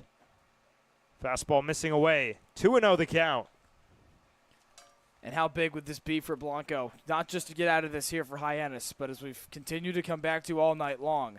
He'd go 5 innings for the first time on the Cape. And after a tumultuous 2025, really help his case as he searches for a new school. 2-0 outside, 3 balls and no strikes. You guys think Ford's got the green light here? I would say probably not. I would say that he's going to wait to see a pitch that he knows is in the zone. So I'd say if Blanco throws a strike, then on the 3-1 it'll be as green as any light. Well, it doesn't matter. Well outside, and just like that, 3 walks in this inning, 4 in total. And things are getting interesting at McKeon Park. Now the go-ahead run at the plate. Yeah, you can't give Henry Ford the green light there if you're Dennis Cook with 2 outs. If there's no outs or 1 out, maybe. But you get Chase Fralick to the plate. If you get to Reese in this inning, that'll spell trouble for Evan Blanco because the SEC Newcomer of the Year torches any pitcher he faces at his own pleasure. Well, 2 favorable matchups upcoming. Fralick and Ace Reese on deck, both lefties. First pitch upstairs, and all of a sudden, Blanco just cannot find the zone. He's really lost his control. That's at least 5 straight balls to consecutive batters. He's lost it. Lane on third, Matthews on second, Ford on first. And another ball, 2-0. That was the 70th pitch of the night for Blanco. Getting up there, and I got to be some fatigue factored into this as well as we're into the top of the 5th. We keep coming back to this as well, that these guys take off so long between now and the college baseball season. Who knows the last time he threw this many balls? Well, there's a strike on the inside corner. Fralick didn't like the call. Thomas Augusta gives his approval.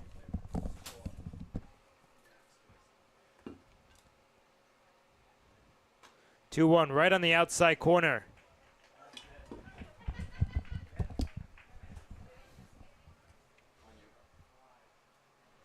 Big pitch coming up here. 4-1 Harbor Hawks here in the top of the 5th inning. But the Anglers threatening with 2 outs. 2-2, swung on and missed, strike 3. A huge strikeout, the second of the day. And they strand him at every base here in the 5th inning. A 4-1 Hyannis lead as we head to the bottom.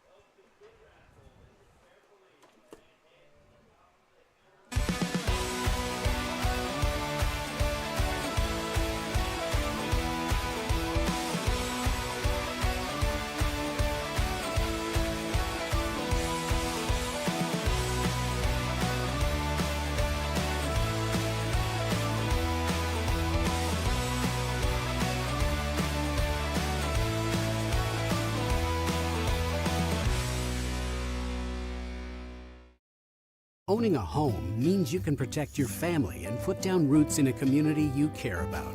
It gives you a place to celebrate the joys of daily living and be together during tough times. But for many on Cape Cod, home ownership is slipping further out of reach. Help make sure the American dream is available to the teachers, public safety professionals, and all the other people who make the Cape a special place.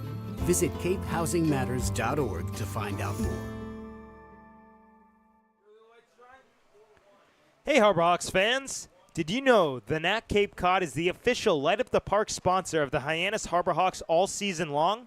Thanks to the NAC, the lights at McKeon Park stay bright all summer as the future stars take the field.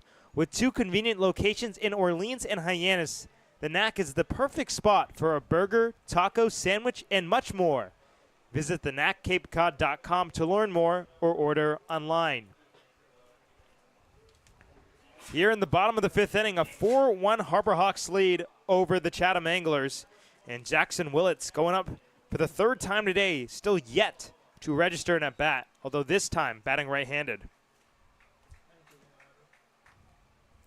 Of course, walked in his first 2 plate appearances in the 1st and the 3rd. Stole a base back in the 1st.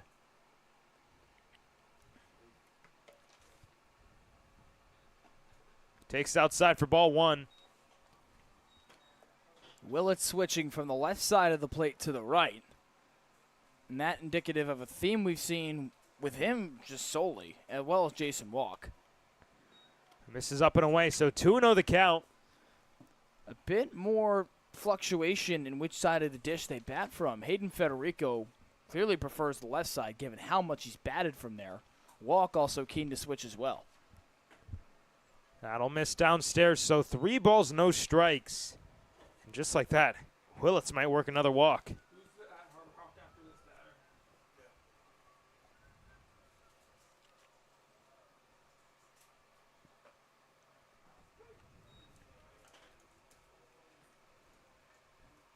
Rising junior at Oklahoma.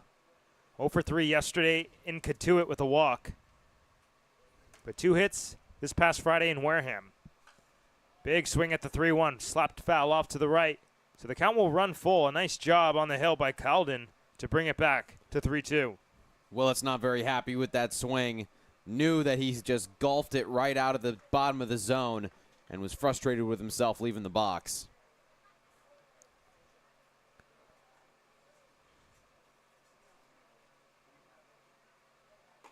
Three-two pitch, inside, ball 4. The third walk of the day for Jackson Willits. And now it's our time for our answer for who's that Harbor Hawk? So you mentioned played for the Red Sox between 1997 and 2011, and it's Jason Varitek. Varitek. I did not think he, played for Hyannis. Look at that.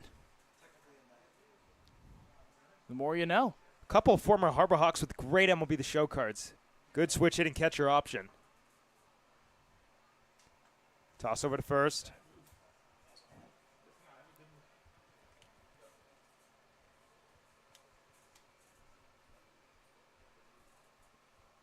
Velasquez has lifted the ball in both times up. Fly out to right and a fly out to left. And he hammers a high fly ball to deep right center field. On the run, Jackson towards the wall, and it's the center fielder Ford to make the catch. Willits tags. And nice play getting up to second base to make it a productive out. Beautifully timed tag from Jackson Willits. He gets a great jump off the first base bag after not getting one on his stolen base back in the first inning. Fortunately, Duncan Matthews booted the throw. And as you said, Max, a productive out for Velasquez, who's been among the most consistent hitters in this Harbor Hawk order. And now a runner in scoring position after the Anglers get one in the top half of the frame. Gabe Camacho back at the plate. 1 for 2, and outside for ball 1. That one, a hard hit single in the second, came off his bat at 100 miles per hour. I mean, we know he has the power. We've seen it in BP. It was cool to see him do it in action, even if it was just a ground ball. Way out ahead, 1-1. Camacho, a transfer from Pacific to UCSD. So transferring local to his hometown.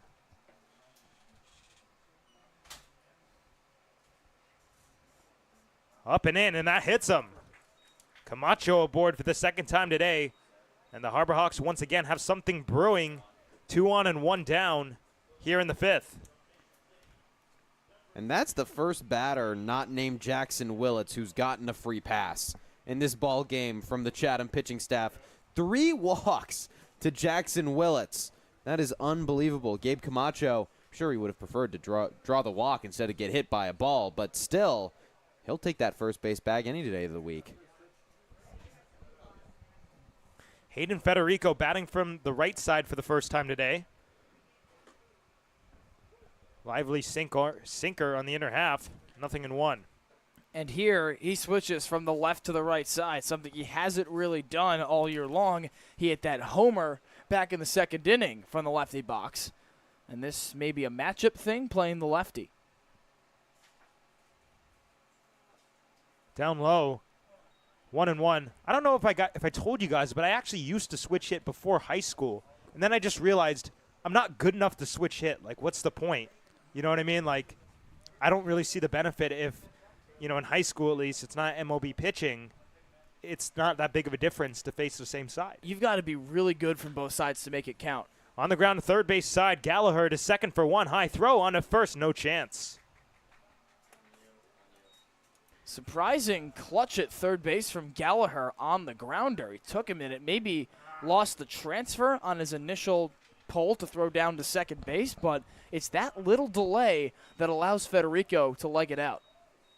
One of the proudest hits I've ever had in my life came in 7th grade. A left center field double. Hitting lefty. Of course, wasn't my stronger side, but I was like, wow. That was pretty cool. A left center field double. You went the other way. Yeah, I actually have a video of it. I'll show it to you later.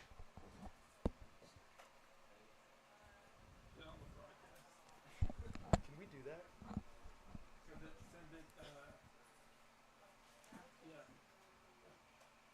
Want to know the count? Runner goes at first. In their first strike, they're not even going to try to get Federico. So, go ahead. Just going to say Federico swipes second. And that's a direct result of Matthew's struggles throwing down to second base tonight that allows Federico to swipe that second base bad. Now a pair in scoring position for the Hawks. Down low. 2-1 the count. Advantage for Ryan McKay.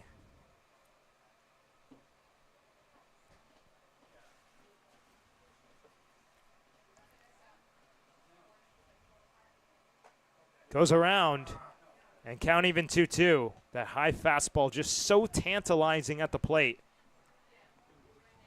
Wouldn't be surprised if we see a breaking ball here. Tunnel it with that fastball, start it high, and then let it just die down right towards home plate.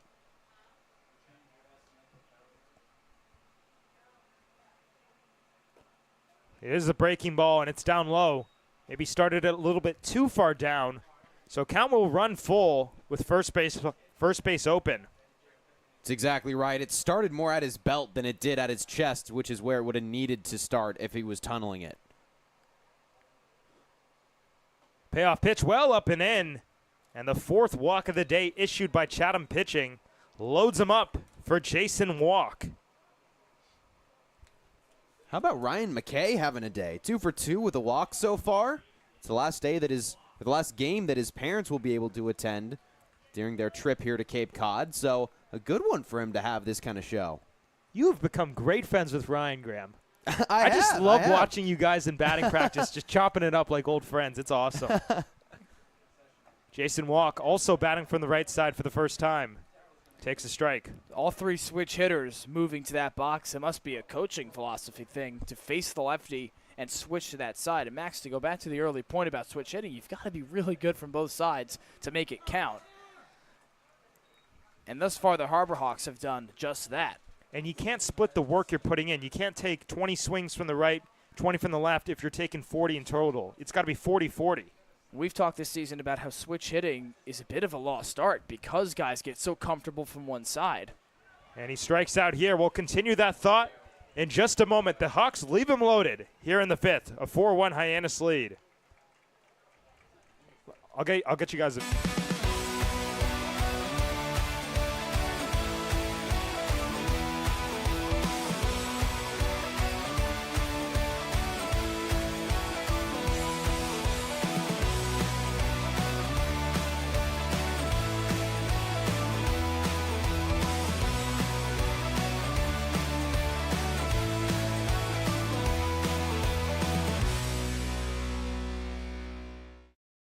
Owning a home means you can protect your family and put down roots in a community you care about.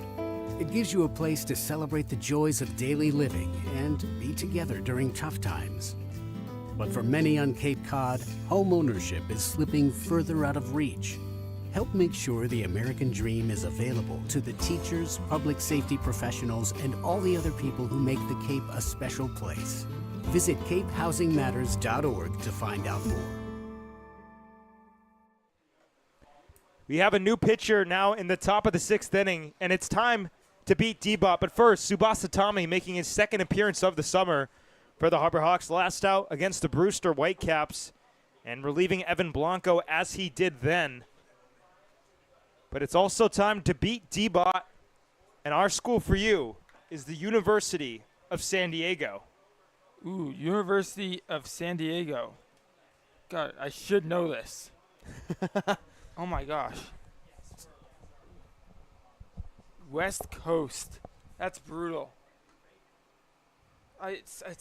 San Diego State's the Aztecs. Right? Come on, D-Bot. Ooh. Isaiah Lane plays for USD. Chris Bryant played there. Yes, he did. Oh, my gosh. It's escaping me. Oh, man, this would be 2 straight I losses. know. I can't win it at all. They don't have a relevant basketball team. They do not. They get curb stomped by Gonzaga every year. All right, I don't have an answer for you. No guess. All right, you want the answer? No guess. The Torero. Yeah, I wasn't getting that. USD Toreros. Wow. I'm an East Coast boy.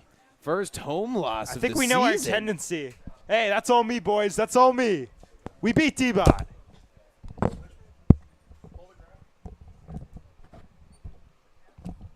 First pitch down low. Ace Reese at the plate. It felt like a while ago because the 5th inning was so long, but the top of the 5th ended with the bases loading strikeout of Chase Fralick. Ace Reese, a prolific left-handed bat, facing Tsubasa Tommy for the first time tonight. And he looks silly on the 1-0. Tommy had a tough first outing at home against Brewster. Pitched for an inning, allowed 2 hits and 2 runs. Only one of them was earned, but he also walked 1, struck out 2. We saw 2 different approaches from him on the mound. There's one where he'll pause like that. A swing and a high pop-up left side. Velasquez calling on the infield dirt and running over a couple steps to reel in the first out.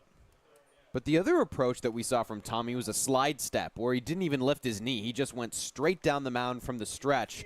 And in that game against Brewster, he was pitching much better with that slide step technique than he was with his pause. So take a look. So the 9 ERA, so he pitched 1 inning against Brewster, gave up an earned run, 2 strikeouts and a walk. So looking for a little bit cleaner of a tenure tonight. And a good start, getting out the best hitter on the Chatham offense, Ace Reese. Gavin Gallagher takes strike 1. Yeah, he's peppering the zone early on. This is a great start for Tsubasa Tommy. The breaking ball's finding the zone. The fastball has found the zone. And getting ahead of guys like Ace Reese and Gavin Gallagher is huge. Gallagher 0 for 2, flew out and grounded out. And he lines this one to second. McKay down to a knee for the second out. Good pitch there from Tommy to get the weak contact. It was almost a little too weak. It almost took a bounce right in front of McKay, but instead it was right there on the money. Just a nice little breaking ball there. Tommy doing a good job mixing it up. Throwing a couple fastballs, throwing a couple breaking balls. He looks pretty confident up there for his second appearance of the Cape League season. And Daniel Jackson back up at the plate, still yet to be retired. The walk in the second and then that home run back in the 5th. Takes strike 1. Again, it was that home run that was hit to the exact right spot with the wind blowing out, just out of the reach of Williamson. Off the bat, I thought routine, and it just kept going. A pause and a fire ball low.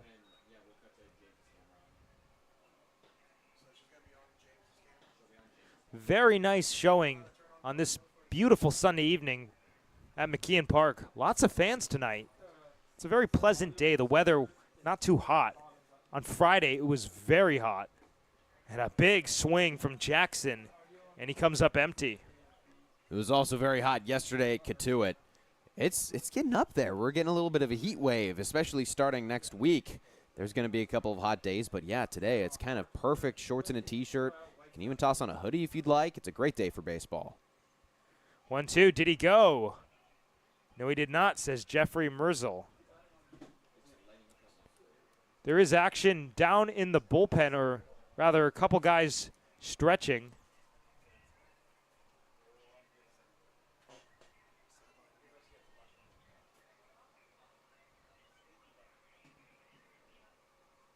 Two.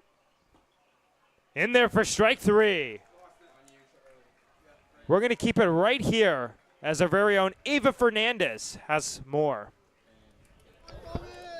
Thanks, guys. I got to talk to Jason Walk from the University of Oklahoma. He had a .267 batting average on his season at Oklahoma, and Jason has just had a great run here overall. He is emphasizing today on that it's been very important and very special for him to kind of just bond with all of these teammates. He was in the SEC before, so he's coming from good players all around, and he really just wants to make sure that this summer on the Cape, he really just makes sure to really just emphasize and have a great run and a great season and kind of just not change anything about his game. Jason's had a great game so far tonight, so let's see what the rest of the game can do for him. Back to you guys.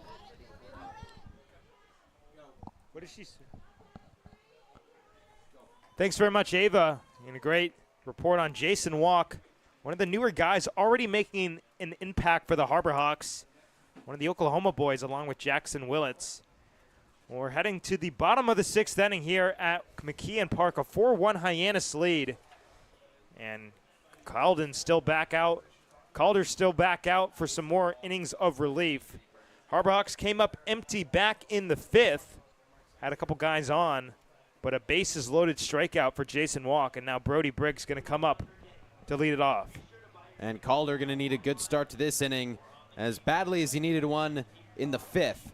Going back to the top of the order, the 4th time that Matt Mura and Andrew Williamson will get up to the plate with a potential for Jackson Willits to get back to the plate for a 4th time. He's drawn 3 straight walks in 3 plate appearances.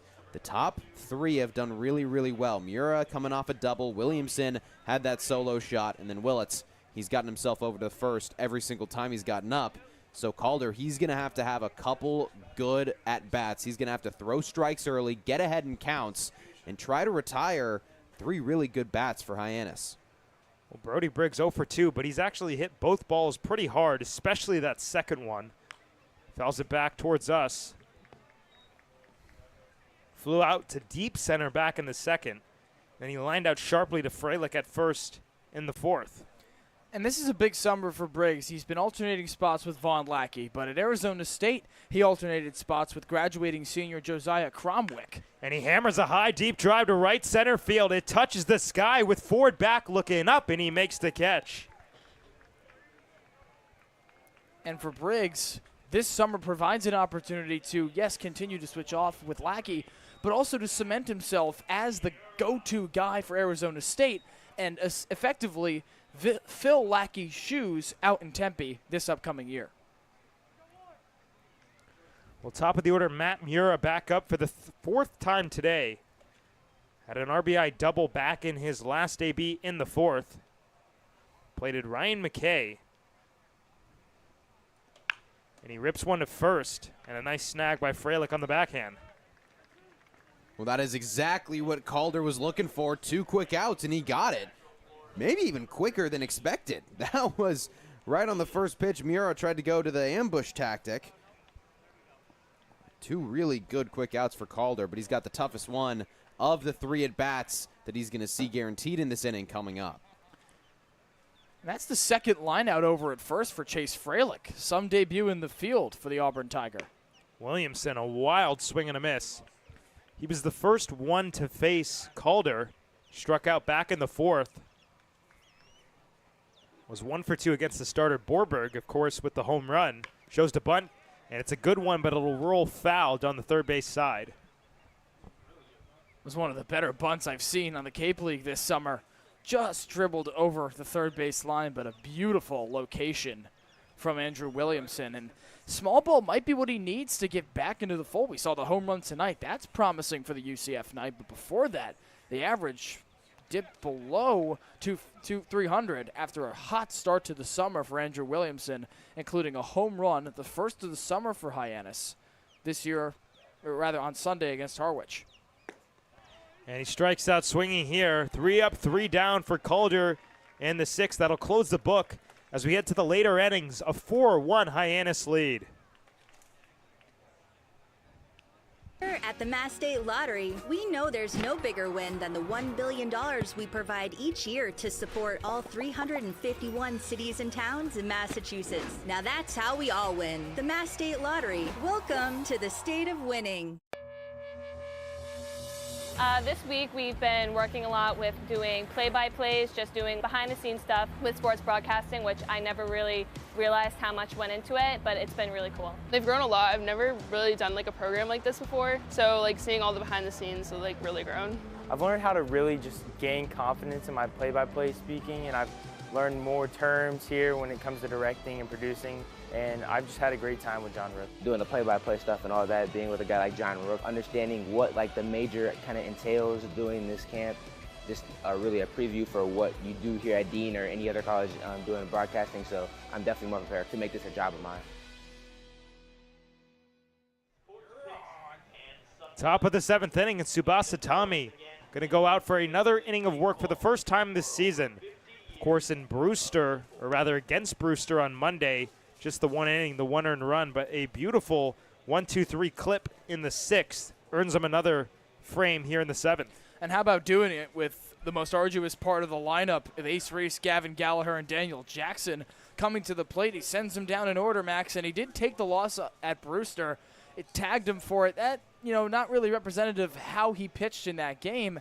He comes from a community college and is going to join Matt Mura as a Hawaii Rainbow Warrior. So how about this summer for Evan Blanco and its significance? For Tsubasa Tommy, it's a first opportunity to face guys at the college level like he'll see out in Hawaii. And this is a golden chance for him to show how good a pitcher he is. Ethan Mendoza to lead it off. 1 for today for the second baseman, although he was caught stealing by Brody Briggs on an absolute cannon shot.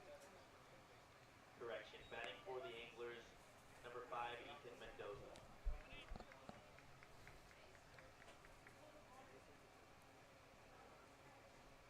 Outfield straight away on Mendoza, who homered on Tuesday against Hyannis. 1-0. Sharp breaking ball. I got to say, Gio, his movement on that pitch is really sharp today. I'd say definitely an uptick from what we saw on Monday. He throws it very, very hard with that fastball, but when he has to slow it down, the motion doesn't change all too much. He's still very aggressive as you see him come home here. Here it is again. He induces a foul ball off to the right. He kind of whips it towards the plate, and there you see an homage to Nestor Cortez with the weight at the top of the windup. And he gets some real velo on that, but it's very promising to see the breaking ball locating like it is for Tommy. That's just another weapon to add to his arsenal. Well, Tommy, at just 5'7", sits in the low 90s. So pound for pound, he's efficient, you could say. Very. Ahead 1-2. And a little bloop off to the right. That'll curl foul. And I'd be curious to ask him about that pause at the top. We know why it worked for Nestor Cortez of the Brewers. He's able to get some more velo off the on the down part of his windup, but for Tommy, it's a bit more of a less abbreviated pause where Cortez would stay up there for 3-4 seconds before coming home. It's just a brief reset almost, and it allows him to find his spot. There it is again. Swing and a miss. It gets away briefly. Briggs will have to throw him out. Chooses the outside lane. And an out number 1, a good start to the 7th inning for Hyannis. And for Tommy, 4 up, 4 down for the incoming Hawaii Rainbow Warrior. And if you're Mitch Carricker, to save the arms in the bullpen, you have an off day tomorrow, so extended rest going to Gov Fuller Field in Falmouth on Tuesday. Maybe you stretch Tommy another inning if he gets through this out here.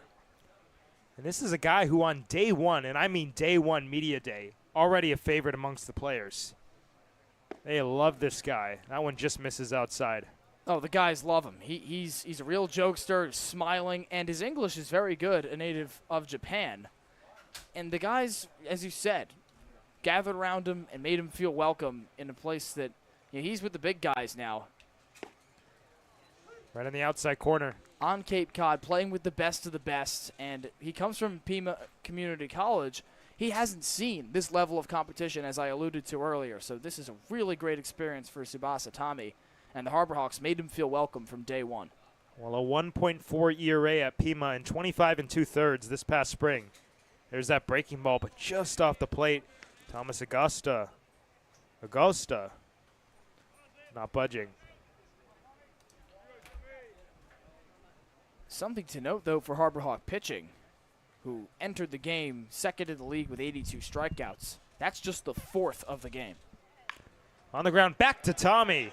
Stares him down for half a second, now throws him out. 5 up, 5 down in relief. The impressive start continues, and we saw Evan Blanco make an impressive play in the field. Here, Tommy's got the first one rifled right back to him, picks it with the backhand, and tosses it for the out. And if he gets through Cole Johnson here, Max, we may definitely see him for the 8th. Well, Johnson 0 for 2 with a pair of groundouts back in the 3rd and the 5th. And there's a breaking ball down Broadway. I got to say, it's very refreshing to see a guy like this have complete command over the zone, pumping strikes in there. And that's when they're feeling the best. Excuse me, Max, but command is a great word to use because that's exactly what I'm seeing from Tsubasa Tommy. The lack of fear to throw that breaking ball, even if it misses like we saw just there, when the fastball is his go-to pitch, as it is for most pitchers that haven't really experimented outside with the rest of the arsenal, it's really, really promising for Mitch Carricker. 1-1, slap foul off to the right, out of play. Tommy jumps into the driver's seat here, 1-2. And this is a big pitch for him, as he looks to go 6 up and 6 down in an outing for him that will cement him among the best closers, or rather relief pitchers on Hawaii, as he joins the Rainbow Warriors for this upcoming year. Johnson strikes out swinging in the dirt once again. Briggs selects the inside lane this time. And nice 6 up, 6 down with a pair of Ks, a bookend of strikeouts here in the 7th. We'll head to the bottom half, a 4-1 Harbor Hawks lead.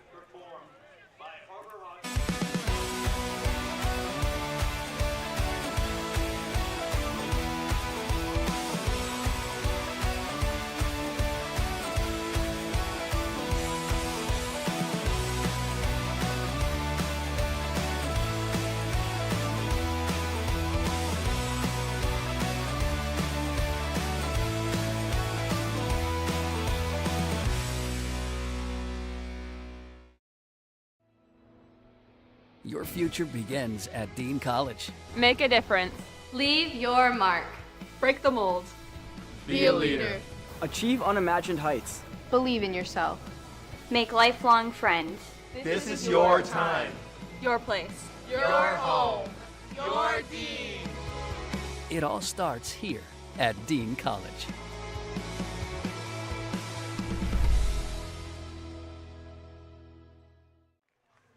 Well, we've made it to the bottom of the 7th inning, 4-1 Harbor Hawks up, and I talked a little bit earlier how I used to be a switch hitter, and I talked about, quote, the swing. Well, there it is, folks. Look at that, barrel to the ball, left center field.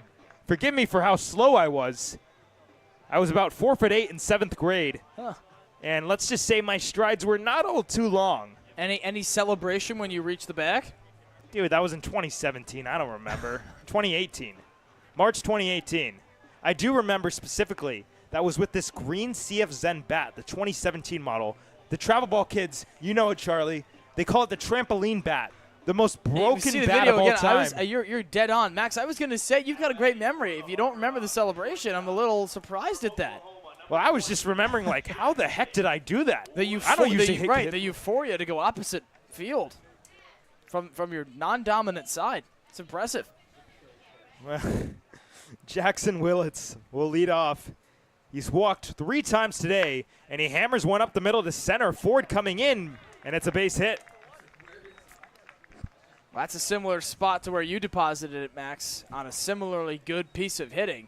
Breaking ball, he tracks it the whole way down. A little bit of bend in the knees as he digs it out of the bottom third of the zone. And he's remains red hot to start his 2nd Cape League campaign, first here with Hyannis. Ray Velasquez looking to get on base for his first time today. Willits on first. First pitch down low.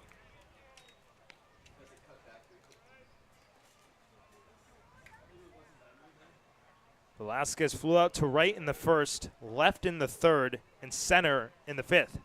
So the trio of outfield spots due for something bigger. And he rips one to right field. Jackson coming in and is there. You see the power on display there from Ray Velasquez. That's a frozen rope of a flyout. And he was entered the game after a night off on Thursday, one of the most consistent hitters in this lineup, yet it hasn't gone all too well for him in the last couple of games, including that at-bat there. And similarly to what we see from Andrew Williamson in this game, it just takes one swing to rekindle that fire you had at the plate earlier in the season. Gabe Camacho will have to wait. Toss over to first base. And for Camacho, it's a similar situation, but he hasn't had a chance to rectify inaptitude at the plate because he hasn't had an at-bat before tonight. It's a high fly ball off to the left, foul and out of play. Couple kids racing over for the baseball. And we've talked about, Graham, you brought this up specifically, when you wait for so long, it can almost feel like you're on edge with the adrenaline of getting to play baseball again after taking so long off. That'll just miss, so count even 1-1 to Camacho. He's handled it well tonight, despite just the lone single and the hit by pitch. Well, Camacho came around to score on the Hayden Federico 2-run home run. Of course, Federico waiting on deck. And he takes down low. That's a great adjustment right there because in his last at-bat before the hit by pitch, he went swinging at a very similar breaking ball. And it just goes to show the at-bat-to-at-bat, pitch-to-pitch adjustments that these guys have to make during the game. You start to see live ABs again. It's a real adjustment from BP. Ripped on the ground and into right field, a base hit. Willits rounds first generously, but will throw the brakes on. They'll go station to station. And the Hawks with something brewing here in the last of the 7th inning. Camacho with another really good swing, very similar to that in the 2nd inning, his first hit of the ball game. He sees it really, really well. There was a lot of question marks, at least on my end, for how well he would see it coming to home plate because we'd only ever seen him hitting BP. Of course, you see the 300-plus average in his last season of college at UCSB, but still, the Cape League is the best summer competition out there, and he is hitting it really, really well in his first start. So a couple Hawks on the pond, and Federico jumps out of the way.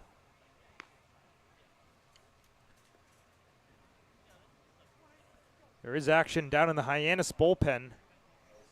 Perhaps Tsubasa Tommy could start the 8th. We'll have to see.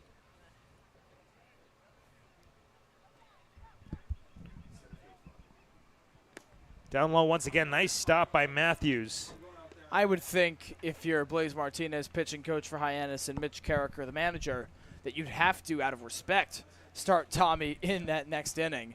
Because you go 6 up, 6 down, a guy's hot, you want to reward him. Of course, you don't want to work up that pitch count, especially if Tommy poses as a closer for the Rainbow Warriors, and they're in for Hyannis. But if your guy's hot, you got to let him ride it out. A similar miss that we've been seeing. It looks like a mechanical issue for Calder.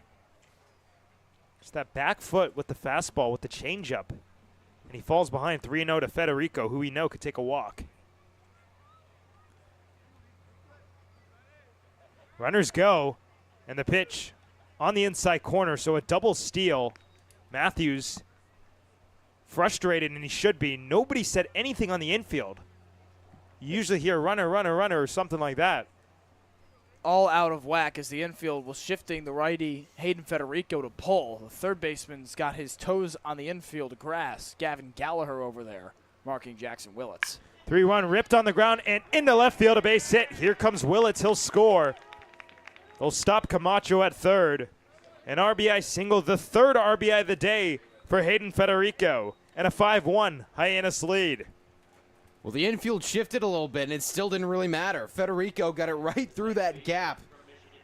Chatham tried everything they could to prevent him from going that way. Lane was pretty good ways over to his right, kind of cheating towards third base, and still Federico just smashed it into left field. And the interesting decision from Duncan Matthews not to attempt to throw at one of those double steals, which now hurts Chatham to the extent of a run, probably comes from his ineptitude earlier in the game. He missed 2 attempts to catch runners stealing. McKay takes strike 1. A good day at the plate, to say the least. 2 singles, 2 stolen bases, and a walk. Federico runs at first. McKay swings and fouls one off to the left, out of play. I'm surprised that Matthews popped up to make that throw over to second, or to attempt to throw over to second and catch the runner, because there's a runner over on third in Camacho. If you make that throw and it skips into the outfield, you're letting another run through. He hasn't really been, he's been accurate, I guess, but he just hasn't been on the money with his timing. A check over at first. Federico back standing.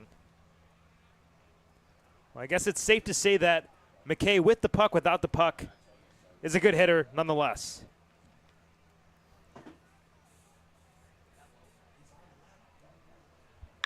On the ground, back up the middle. Nice stop to the backhand, but it gets through.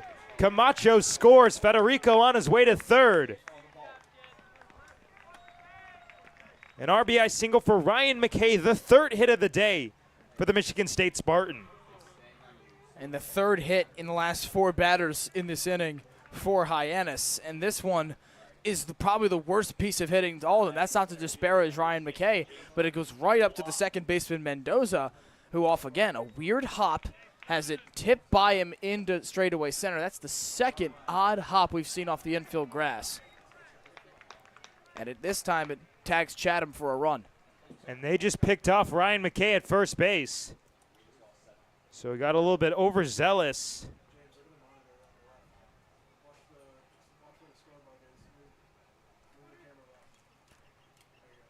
And all of a sudden, now 2 outs in the inning still.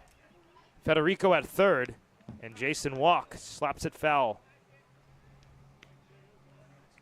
Walk looking for his first hit of the day. A quiet night, 0 for 3 with a strikeout back in the 5th inning.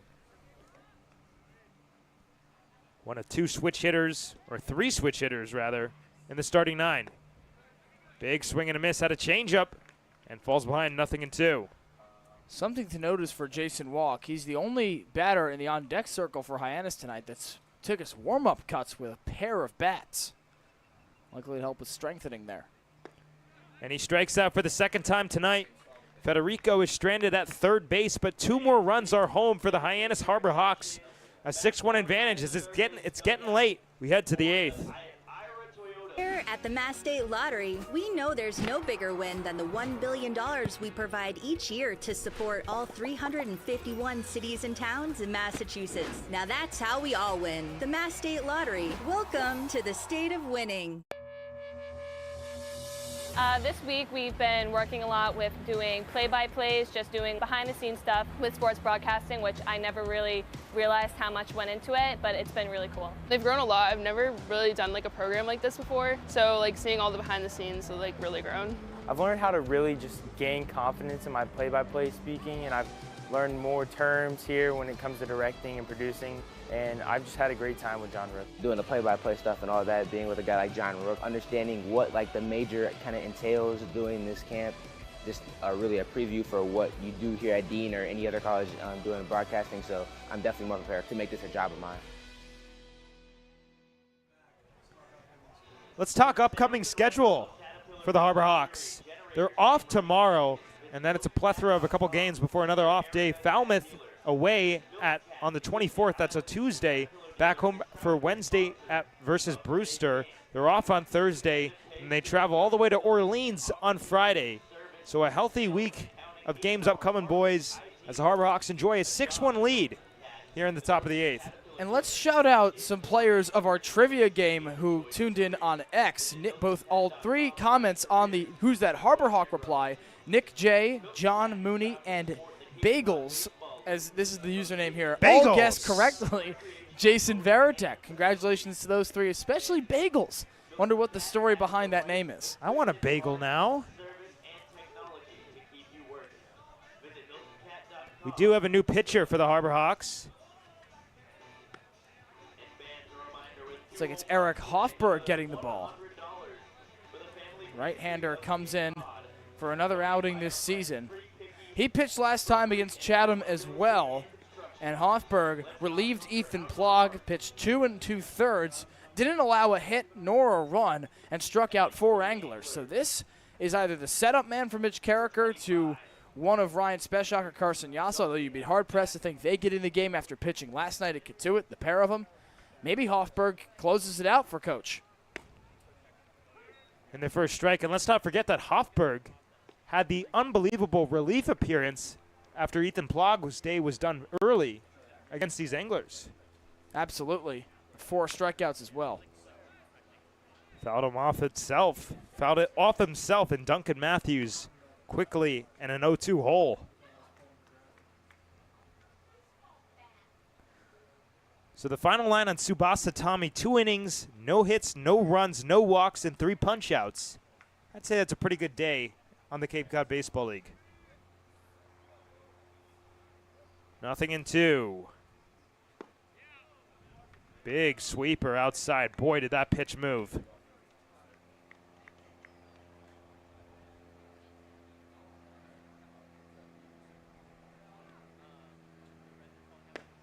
Another one, checked his swing. Did he go? No, says Jeffrey Merzel. Back-to-back breaking balls, very similar. That one nearly got the batter Matthews, but he held on strong. 2-2 up and in, and the count will run full. Harbor Hawks pitching has walked 4 today. Those were all from Evan Blanco, the starter. Not to disparage the type of day he had. Very, very productive. As there's a fly ball to center field. Walk for an out, number 1. It's been a difficult day behind the plate for Duncan Matthews, as well as along the base paths. And now you flip the order again for Chatham. Still not entirely out of it. This the same final as last night's home loss to Bourne. And Chatham trying to avoid going further into the hole of dead last in the East Division. First pitch to the top of the order, Henry Ford, and their first strike. 1 for 2 with a walk. He singled back all the way in the first inning. Breaks his bat, and a pop-up. McKay, nice sliding dive. Well, the shillelagh is snapped, and there's out number 2 here in the 8th. Add it to the list for Ryan McKay. Jammed Henry Ford, and then a sliding grab on the infield grass. We saw a sliding grab from him in the first inning on a double play that Chase Fralick grounded into. 4-6-3 put out for the Hawks to begin the inning right for Evan Blanco. And McKay continues his great night in both in the field and at the plate. Wipeout breaking ball to Chase Fralick, who's already struck out twice today. It has not been a good day at the plate. He grounded into that 4-6-3 double play back in the first, and then a pair of punch-outs in the 4th and 5th inning, respectively. Another breaking ball fouled off by the on-deck circle. Almost got a piece of Ace Reese. Look out. We've seen a couple foul balls almost clip some players. They're dangerous, man. You got to be on your feet, on your toes at all times. One time I almost killed one of my teammates with a foul ball. Oh. I do not have the video on me, guys. 0-2, back up the middle. McKay to the backhand. Throws against the grain, and in time. Ryan McKay putting on a defensive clinic. All the momentum in Hyannis' favor, a 6-1 Harbor Hawks lead as we head to the bottom of the 8th inning. When it comes to delicious food, the best place to start is with great appliances. And Cam Appliances is your one-stop shop for any budget with brands like Thermador, Viking, Bosch, GE, and so much more. Cam Appliances, sales, delivery, installation, and service in the heart of your home with locations in Hyannis, Nantucket, and Hanover.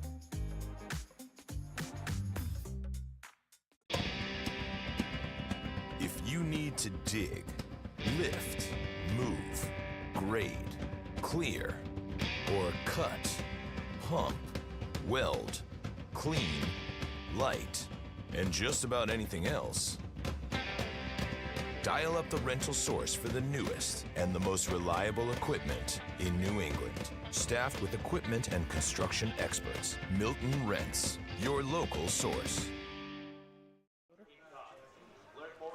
Welcome back to McKeon Park. Max Schwartzberg, Graham Nash, Giovanni Collada here with you. A 6-1 Harbor Hawks lead here in the bottom of the 8th inning. We got a new pitcher and it's Caden Smith for the Anglers. A brand new angler. He was activated today by Chatham manager Dennis Cook. The rising sophomore at TCU is a Chatham sibling. He's got his older brother Colton Smith, a Georgia pitcher, on the Anglers with him this summer. That's got to be a wonderful experience. And I'm mixing up my Smiths, folks. His younger brother just joined the team today. Caden has already made an appearance with no starts, a 4.5 ERA in 2 innings of work, just 1 run allowed. After 14 appearances, no starts for TCU in his freshman year. 5.25 ERA with 12 innings of work, 12 Ks, 6 walks, just 3 home runs allowed in those innings. Regardless of which brother it is, Max, nice to have a brother on either side here. It's always fun playing with your brother. I never was able to actually play like in the same game with my brother because he's about 2.5 years older than me, but he was a senior in high school when I was a freshman. So we never crossed paths in that fashion. But I did bat boy for his travel ball team growing up. I have very fond memories of that. The Longhorns back in the day. Hook 'em. Hook 'em, baby. Brody Briggs, who's had what looks like a tough day at the plate, but he has really hit the ball hard.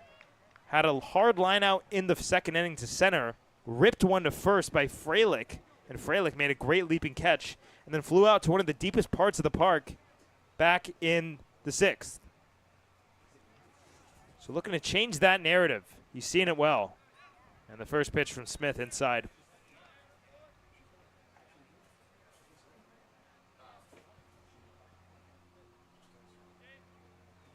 Harbor Hawks scored in 3 consecutive innings, 2 in the second, 1 in the third, and 1 in the fourth. And they scored 2 in the 7th. So we sit 6-1 Hyannis.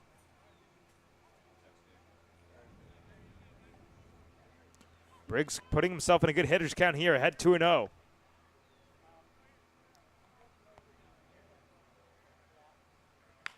On the hands and popped up to the left side lane. Snags out number 1.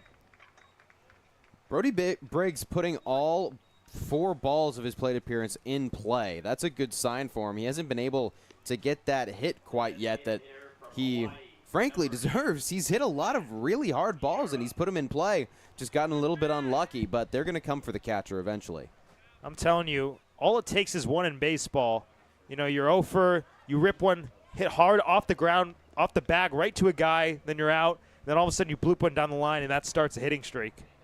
Such a weird game. Yara fouls one straight back. And something to note here, action in the Hyannis bullpen from a righty. It looks like Hoffberg was indeed a setup man to one of Mitch Carricker's closers in his committee that's taking the mound in the 9th this season. Perhaps the off day coming into an account.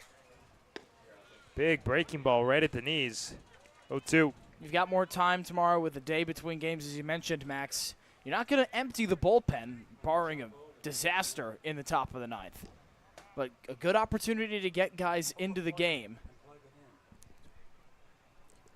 That's one of Coach Carricker's themes this year. In the air to center field. Ford into right center for out number 2. The right fielder, Central Florida, number 13, Andrew Williamson.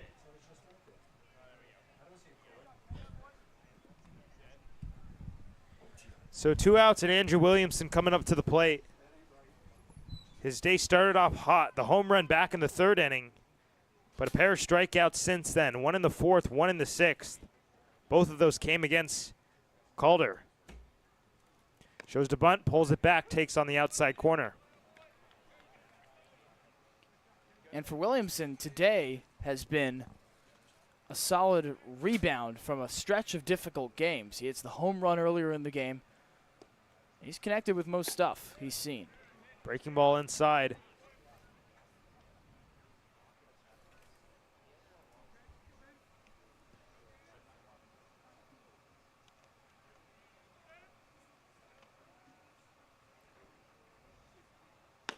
Up and in, and Williamson has to get out of the way. Hitters count now 2-1 with Jackson Willits waiting on deck.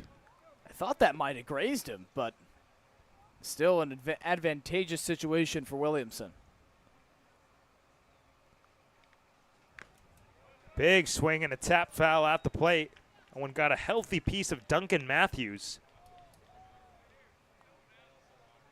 And it's good to see Williamson still in attack mode despite struggles at the plate entering the game. He does have the home run tonight, as we've mentioned ad nauseum here in this inning. But even if it's not working for you, it's important to keep the philosophy the same until it begins to snowball. Stay aggressive until it doesn't really work. And that one is way up and in. And the count will run full.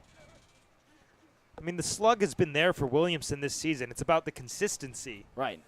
And you figure when it rains or when there's smoke, there's fire is what I'm trying to say. And it's going to come, of course, with more consistent at-bats. It's only a matter of time. And that's upstairs for ball 4. So Williamson aboard for the second time tonight. And the 5th walk of the day issued by Anglers pitching. And that's the 5th walk that he's had this season for Hyannis. He's had a walk in 5 games in 2025. So although the consistency hasn't been there in the sense of multi-hit performances or getting a hit every game, he has found a way to get on base in pretty much every contest he's played. So that is still there, and that is still a bright spot for Andrew Williamson. And that's just as important to getting back as any sort of hit. Runner goes. The pitch is low. The throw down gets away. Williamson swipes second. That's the 5th stolen base of the game for the Harbor Hawks.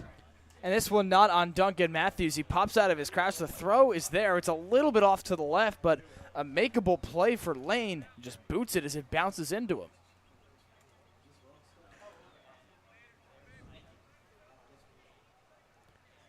Jackson Willits has walked 3 times, but he's singled back in the 7th.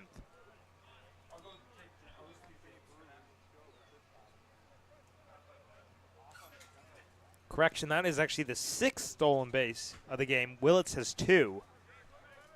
I didn't highlight it, so I didn't see it. 2-0 upstairs.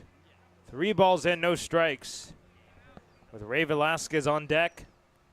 6-1 Hyannis here in the last of the 8th inning.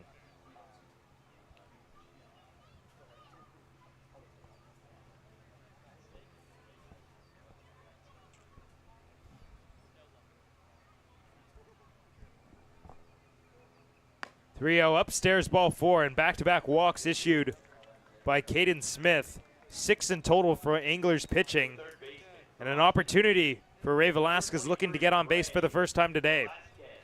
And go ahead, Graham. I was going to say 4 of those 6 walks belong to Jackson Willits alone.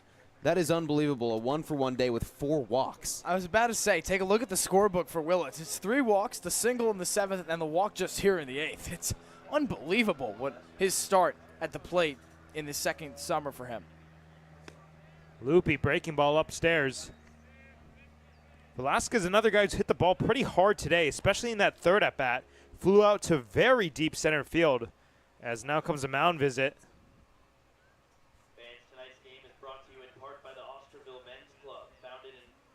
He's trying to figure it out. After that, there's been a lot of balls thrown in a row. And, of course, the game not out of reach for the Anglers, but they definitely can't be walking people if they want any chance of coming back. This also extends the amount of time that the bats will be away from the dish. These guys have only 3 outs to recover from this, a 5-run deficit that they face. And this much time, yeah, it doesn't help the pitching in any sort of time there, but for the bats, you want to get back out there. You want to feed off any sort of momentum you have. They also can't afford to go back to the bullpen. No one's warming up right now, but they've committed to this 3-pitcher strategy, and they've got to make it stick. So it's not like Coach really is exploring the option right now of putting a new arm up there. High fly ball right field, straight away for Jackson, drifting over towards the line for out number 3. Well, we head to the top of the 9th inning at McKeon Park. Harbor Hawks up 6-1.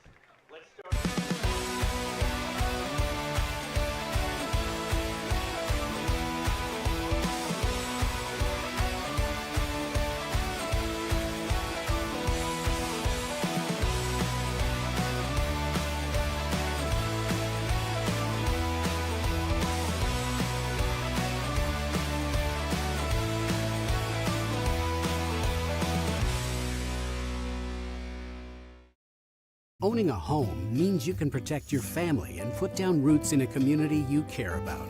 It gives you a place to celebrate the joys of daily living and be together during tough times.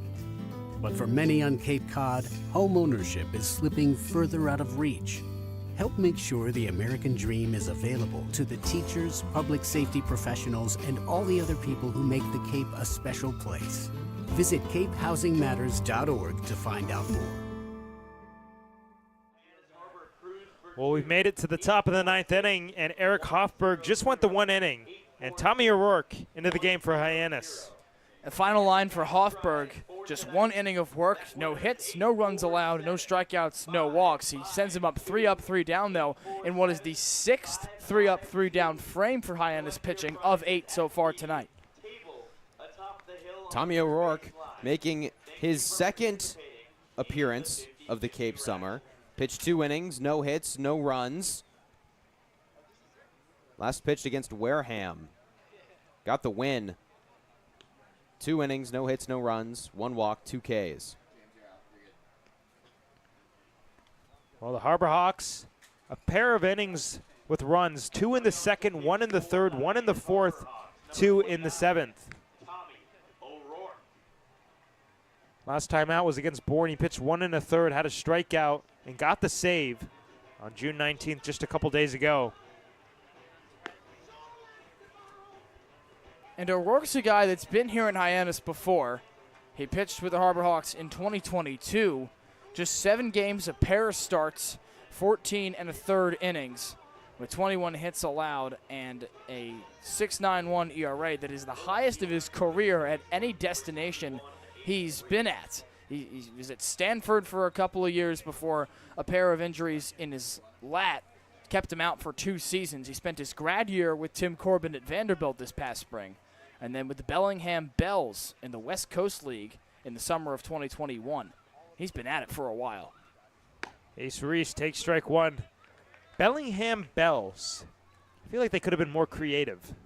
I feel like that's pretty good. I like the Macon Bacon more. Oh, that's the best summer league name in the country. I want to play for the Macon Bacon. 0-1 is hooked. Sharpie down the road. Oh, look out in the bullpen. Nearly got a catcher. Keep that foul ball tonight, courtesy of the Osterville Men's Club, the bats, balls, and foul ball sponsor of tonight's game. The Bells located in Bellingham, Washington. Did not guess that correctly. Me neither. 0-2 to Ace Reese, who's 0 for 3 on the day. Slap foul to our left. We'll do it again. Reese is going to play a pesky out. He's leading off for the first time or second time in this ball game. Did so back in the 6th, and he popped out. He's looking for a much better at bat just for wanting to get on base and correct a 0 for 3 ship right now, but also to help his team try to claw back. 21 home runs this past spring at Mississippi State. Watch your face. Up and in. And O'Rourke's last time out, he strikes out Peyton Bonds for Bourne, the DH, a nephew of Barry. Yes, that Barry Bonds, folks. And then you go ground out and line out for the win and the save. That's on the outside corner. Strike 3 called. Reese frozen pizza 0 for 4 and a strikeout to his name here in the 9th. And exactly the same start here tonight for O'Rourke. It's just the 6th strikeout for a Harbor Hawks pitching staff. That's 2nd in the league in that metric. But for O'Rourke specifically, to put together a pair of nice outings here ups his confidence.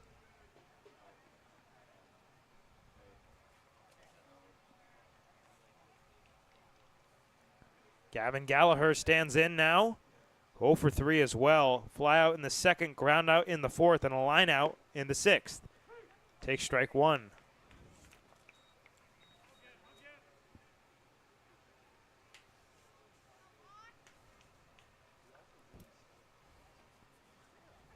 Outfield straight away on Gallagher.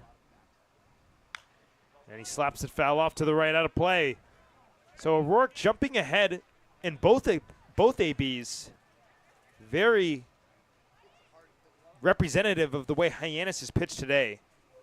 Yes, there's been 4 walks, but generally, especially in long relief, they've been out ahead. 0-2, he cues it foul down the first base side. staying alive.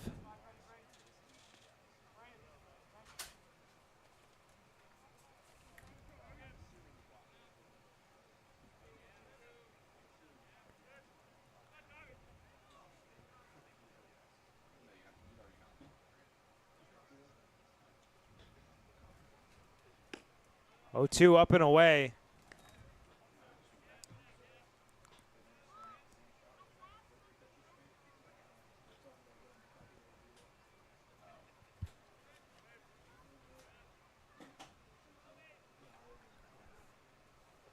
Here's the 1-2. Ripped him up the middle, and that'll find its way into center field, a base hit. That breaks up a string of 11 in a row retired by Harbor Hawks pitching. This broadcast is a copyrighted production of the Cape Cod Baseball League.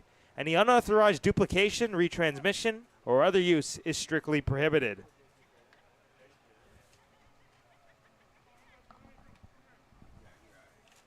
So 1 out, 1 on, and Daniel Jackson coming up to the plate. He's had a nice day at the plate. A walk back in the second, but then that solo shot in the 5th out to right. Another first pitch strike from O'Rourke, automatic. When the Stanford transfer to Vanderbilt.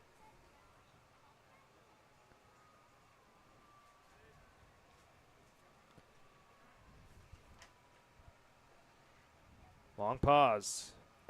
And a big swing. So he's jumped ahead 0-2 to all 3 batters he's faced this inning. This would be another big out for O'Rourke. You already got Ace Reese retired. You let Gallagher on base, but if you can keep him at bay and retire Jackson and Mendoza, that's a difficult stretch to go through here in the 9th. 0-2, breaking ball just off the plate.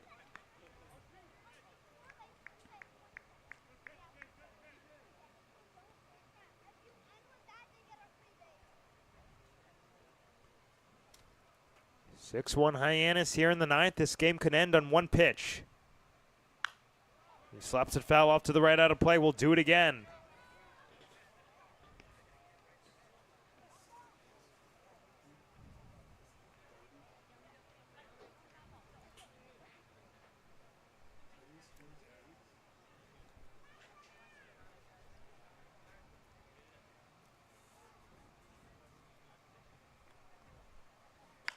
Another one fouled off to the right out of play.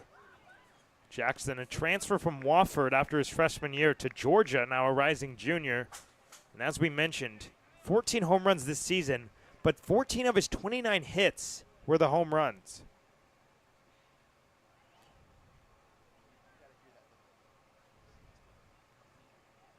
Small lead at first for Gallagher, and that misses well outside, 2-2.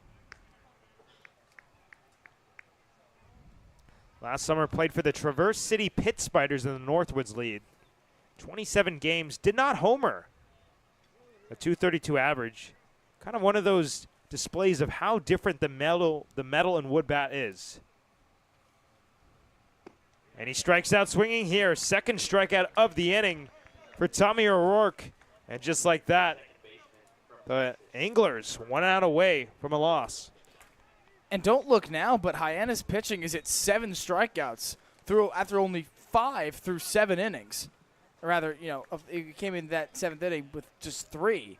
But we tabbed it as a night where the K was not on. And now, all of a sudden, 7 more strikeouts to go along with a Cape League second best mark, 82 coming into the night.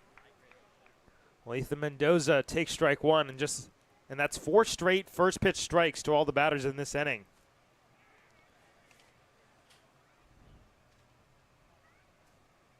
Fastball away. So far sitting at 2 hours and 29 minutes into the game. Kind of a result of all those 1, 2, 3 innings Hyannis had. 6 frames out of now 9. 1-1 inside. And O'Rourke finally falls behind of a hitter. Mendoza jumps into the driver's seat. Was halfway to the cycle back on Tuesday against Hyannis in his first 2 ABs. The home run to lead off the game, then a single, but did not grab another hit in that contest. Front door breaking ball too far inside, so the count moves to 3-1 now.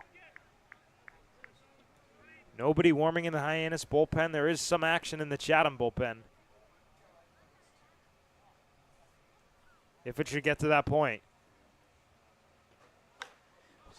In the air, foul off to the right, out of play.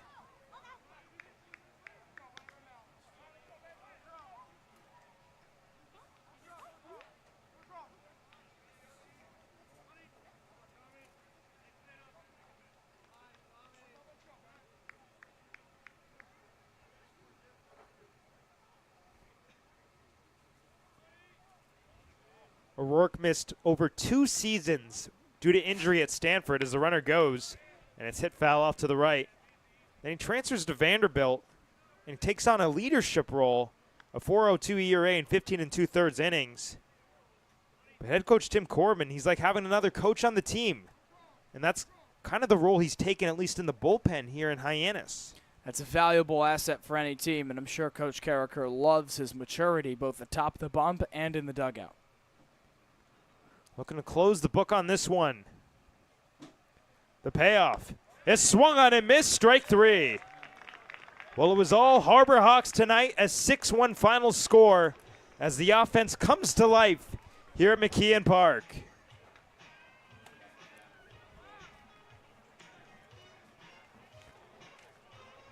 Couple home runs for the Harbor Hawks. Federico, a 2-run shot back in the second. Williamson, a solo shot in the third. And how about the day from Ryan McKay? 3 for 3, couple stolen bases, an RBI single, a walk, and a couple spectacular defensive plays in the field. And McKay is certainly the MVP tonight, but let's shout out Jackson Willits as well. 4 walks and a single in this game. Just incredible stuff from the Oklahoma boy, who's had a blistering start to the summer here in Hyannis. But to touch back on McKay, just as good a night. 3 for 3 with the walk in the 5th inning, and he was arguably just as good in the field with a couple of sliding plays, tough stretches, a backhanded double play turned in the 1st inning. From that moment forward, you knew it was going to be a good night for the Michigan State Spartan, and he delivers in the final game that his parents will get to watch on Cape Cod, at least in this trip this summer. With the way he's playing, hopefully they get to come back and see Ryan put on a show again. Well, before we go, a couple people we want to thank, of course, our wonderful broadcast engineers, Charlie Adams, Sam Montag, Daniel Bottolino, for our sideline reporters, Ava Fernandez and Ethan Wax, the boys in the booth, Graham Nash and Giovanni Collada. I'm Max Schwartzberg saying thank you for spending your Sunday evening with us, and we'll talk to you on Tuesday.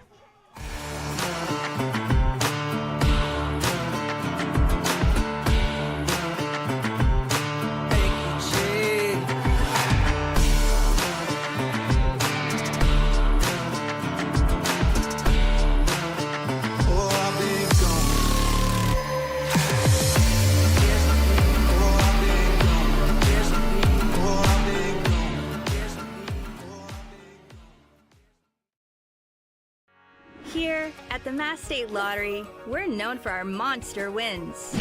But there's no bigger win than the $1 billion we provide each year to support all 351 cities and towns in Massachusetts. In our game, we know that supporting local businesses and helping communities is how we all win. Because at the lottery, we're all playing for the home team. The Mass State Lottery. Welcome to the state of winning.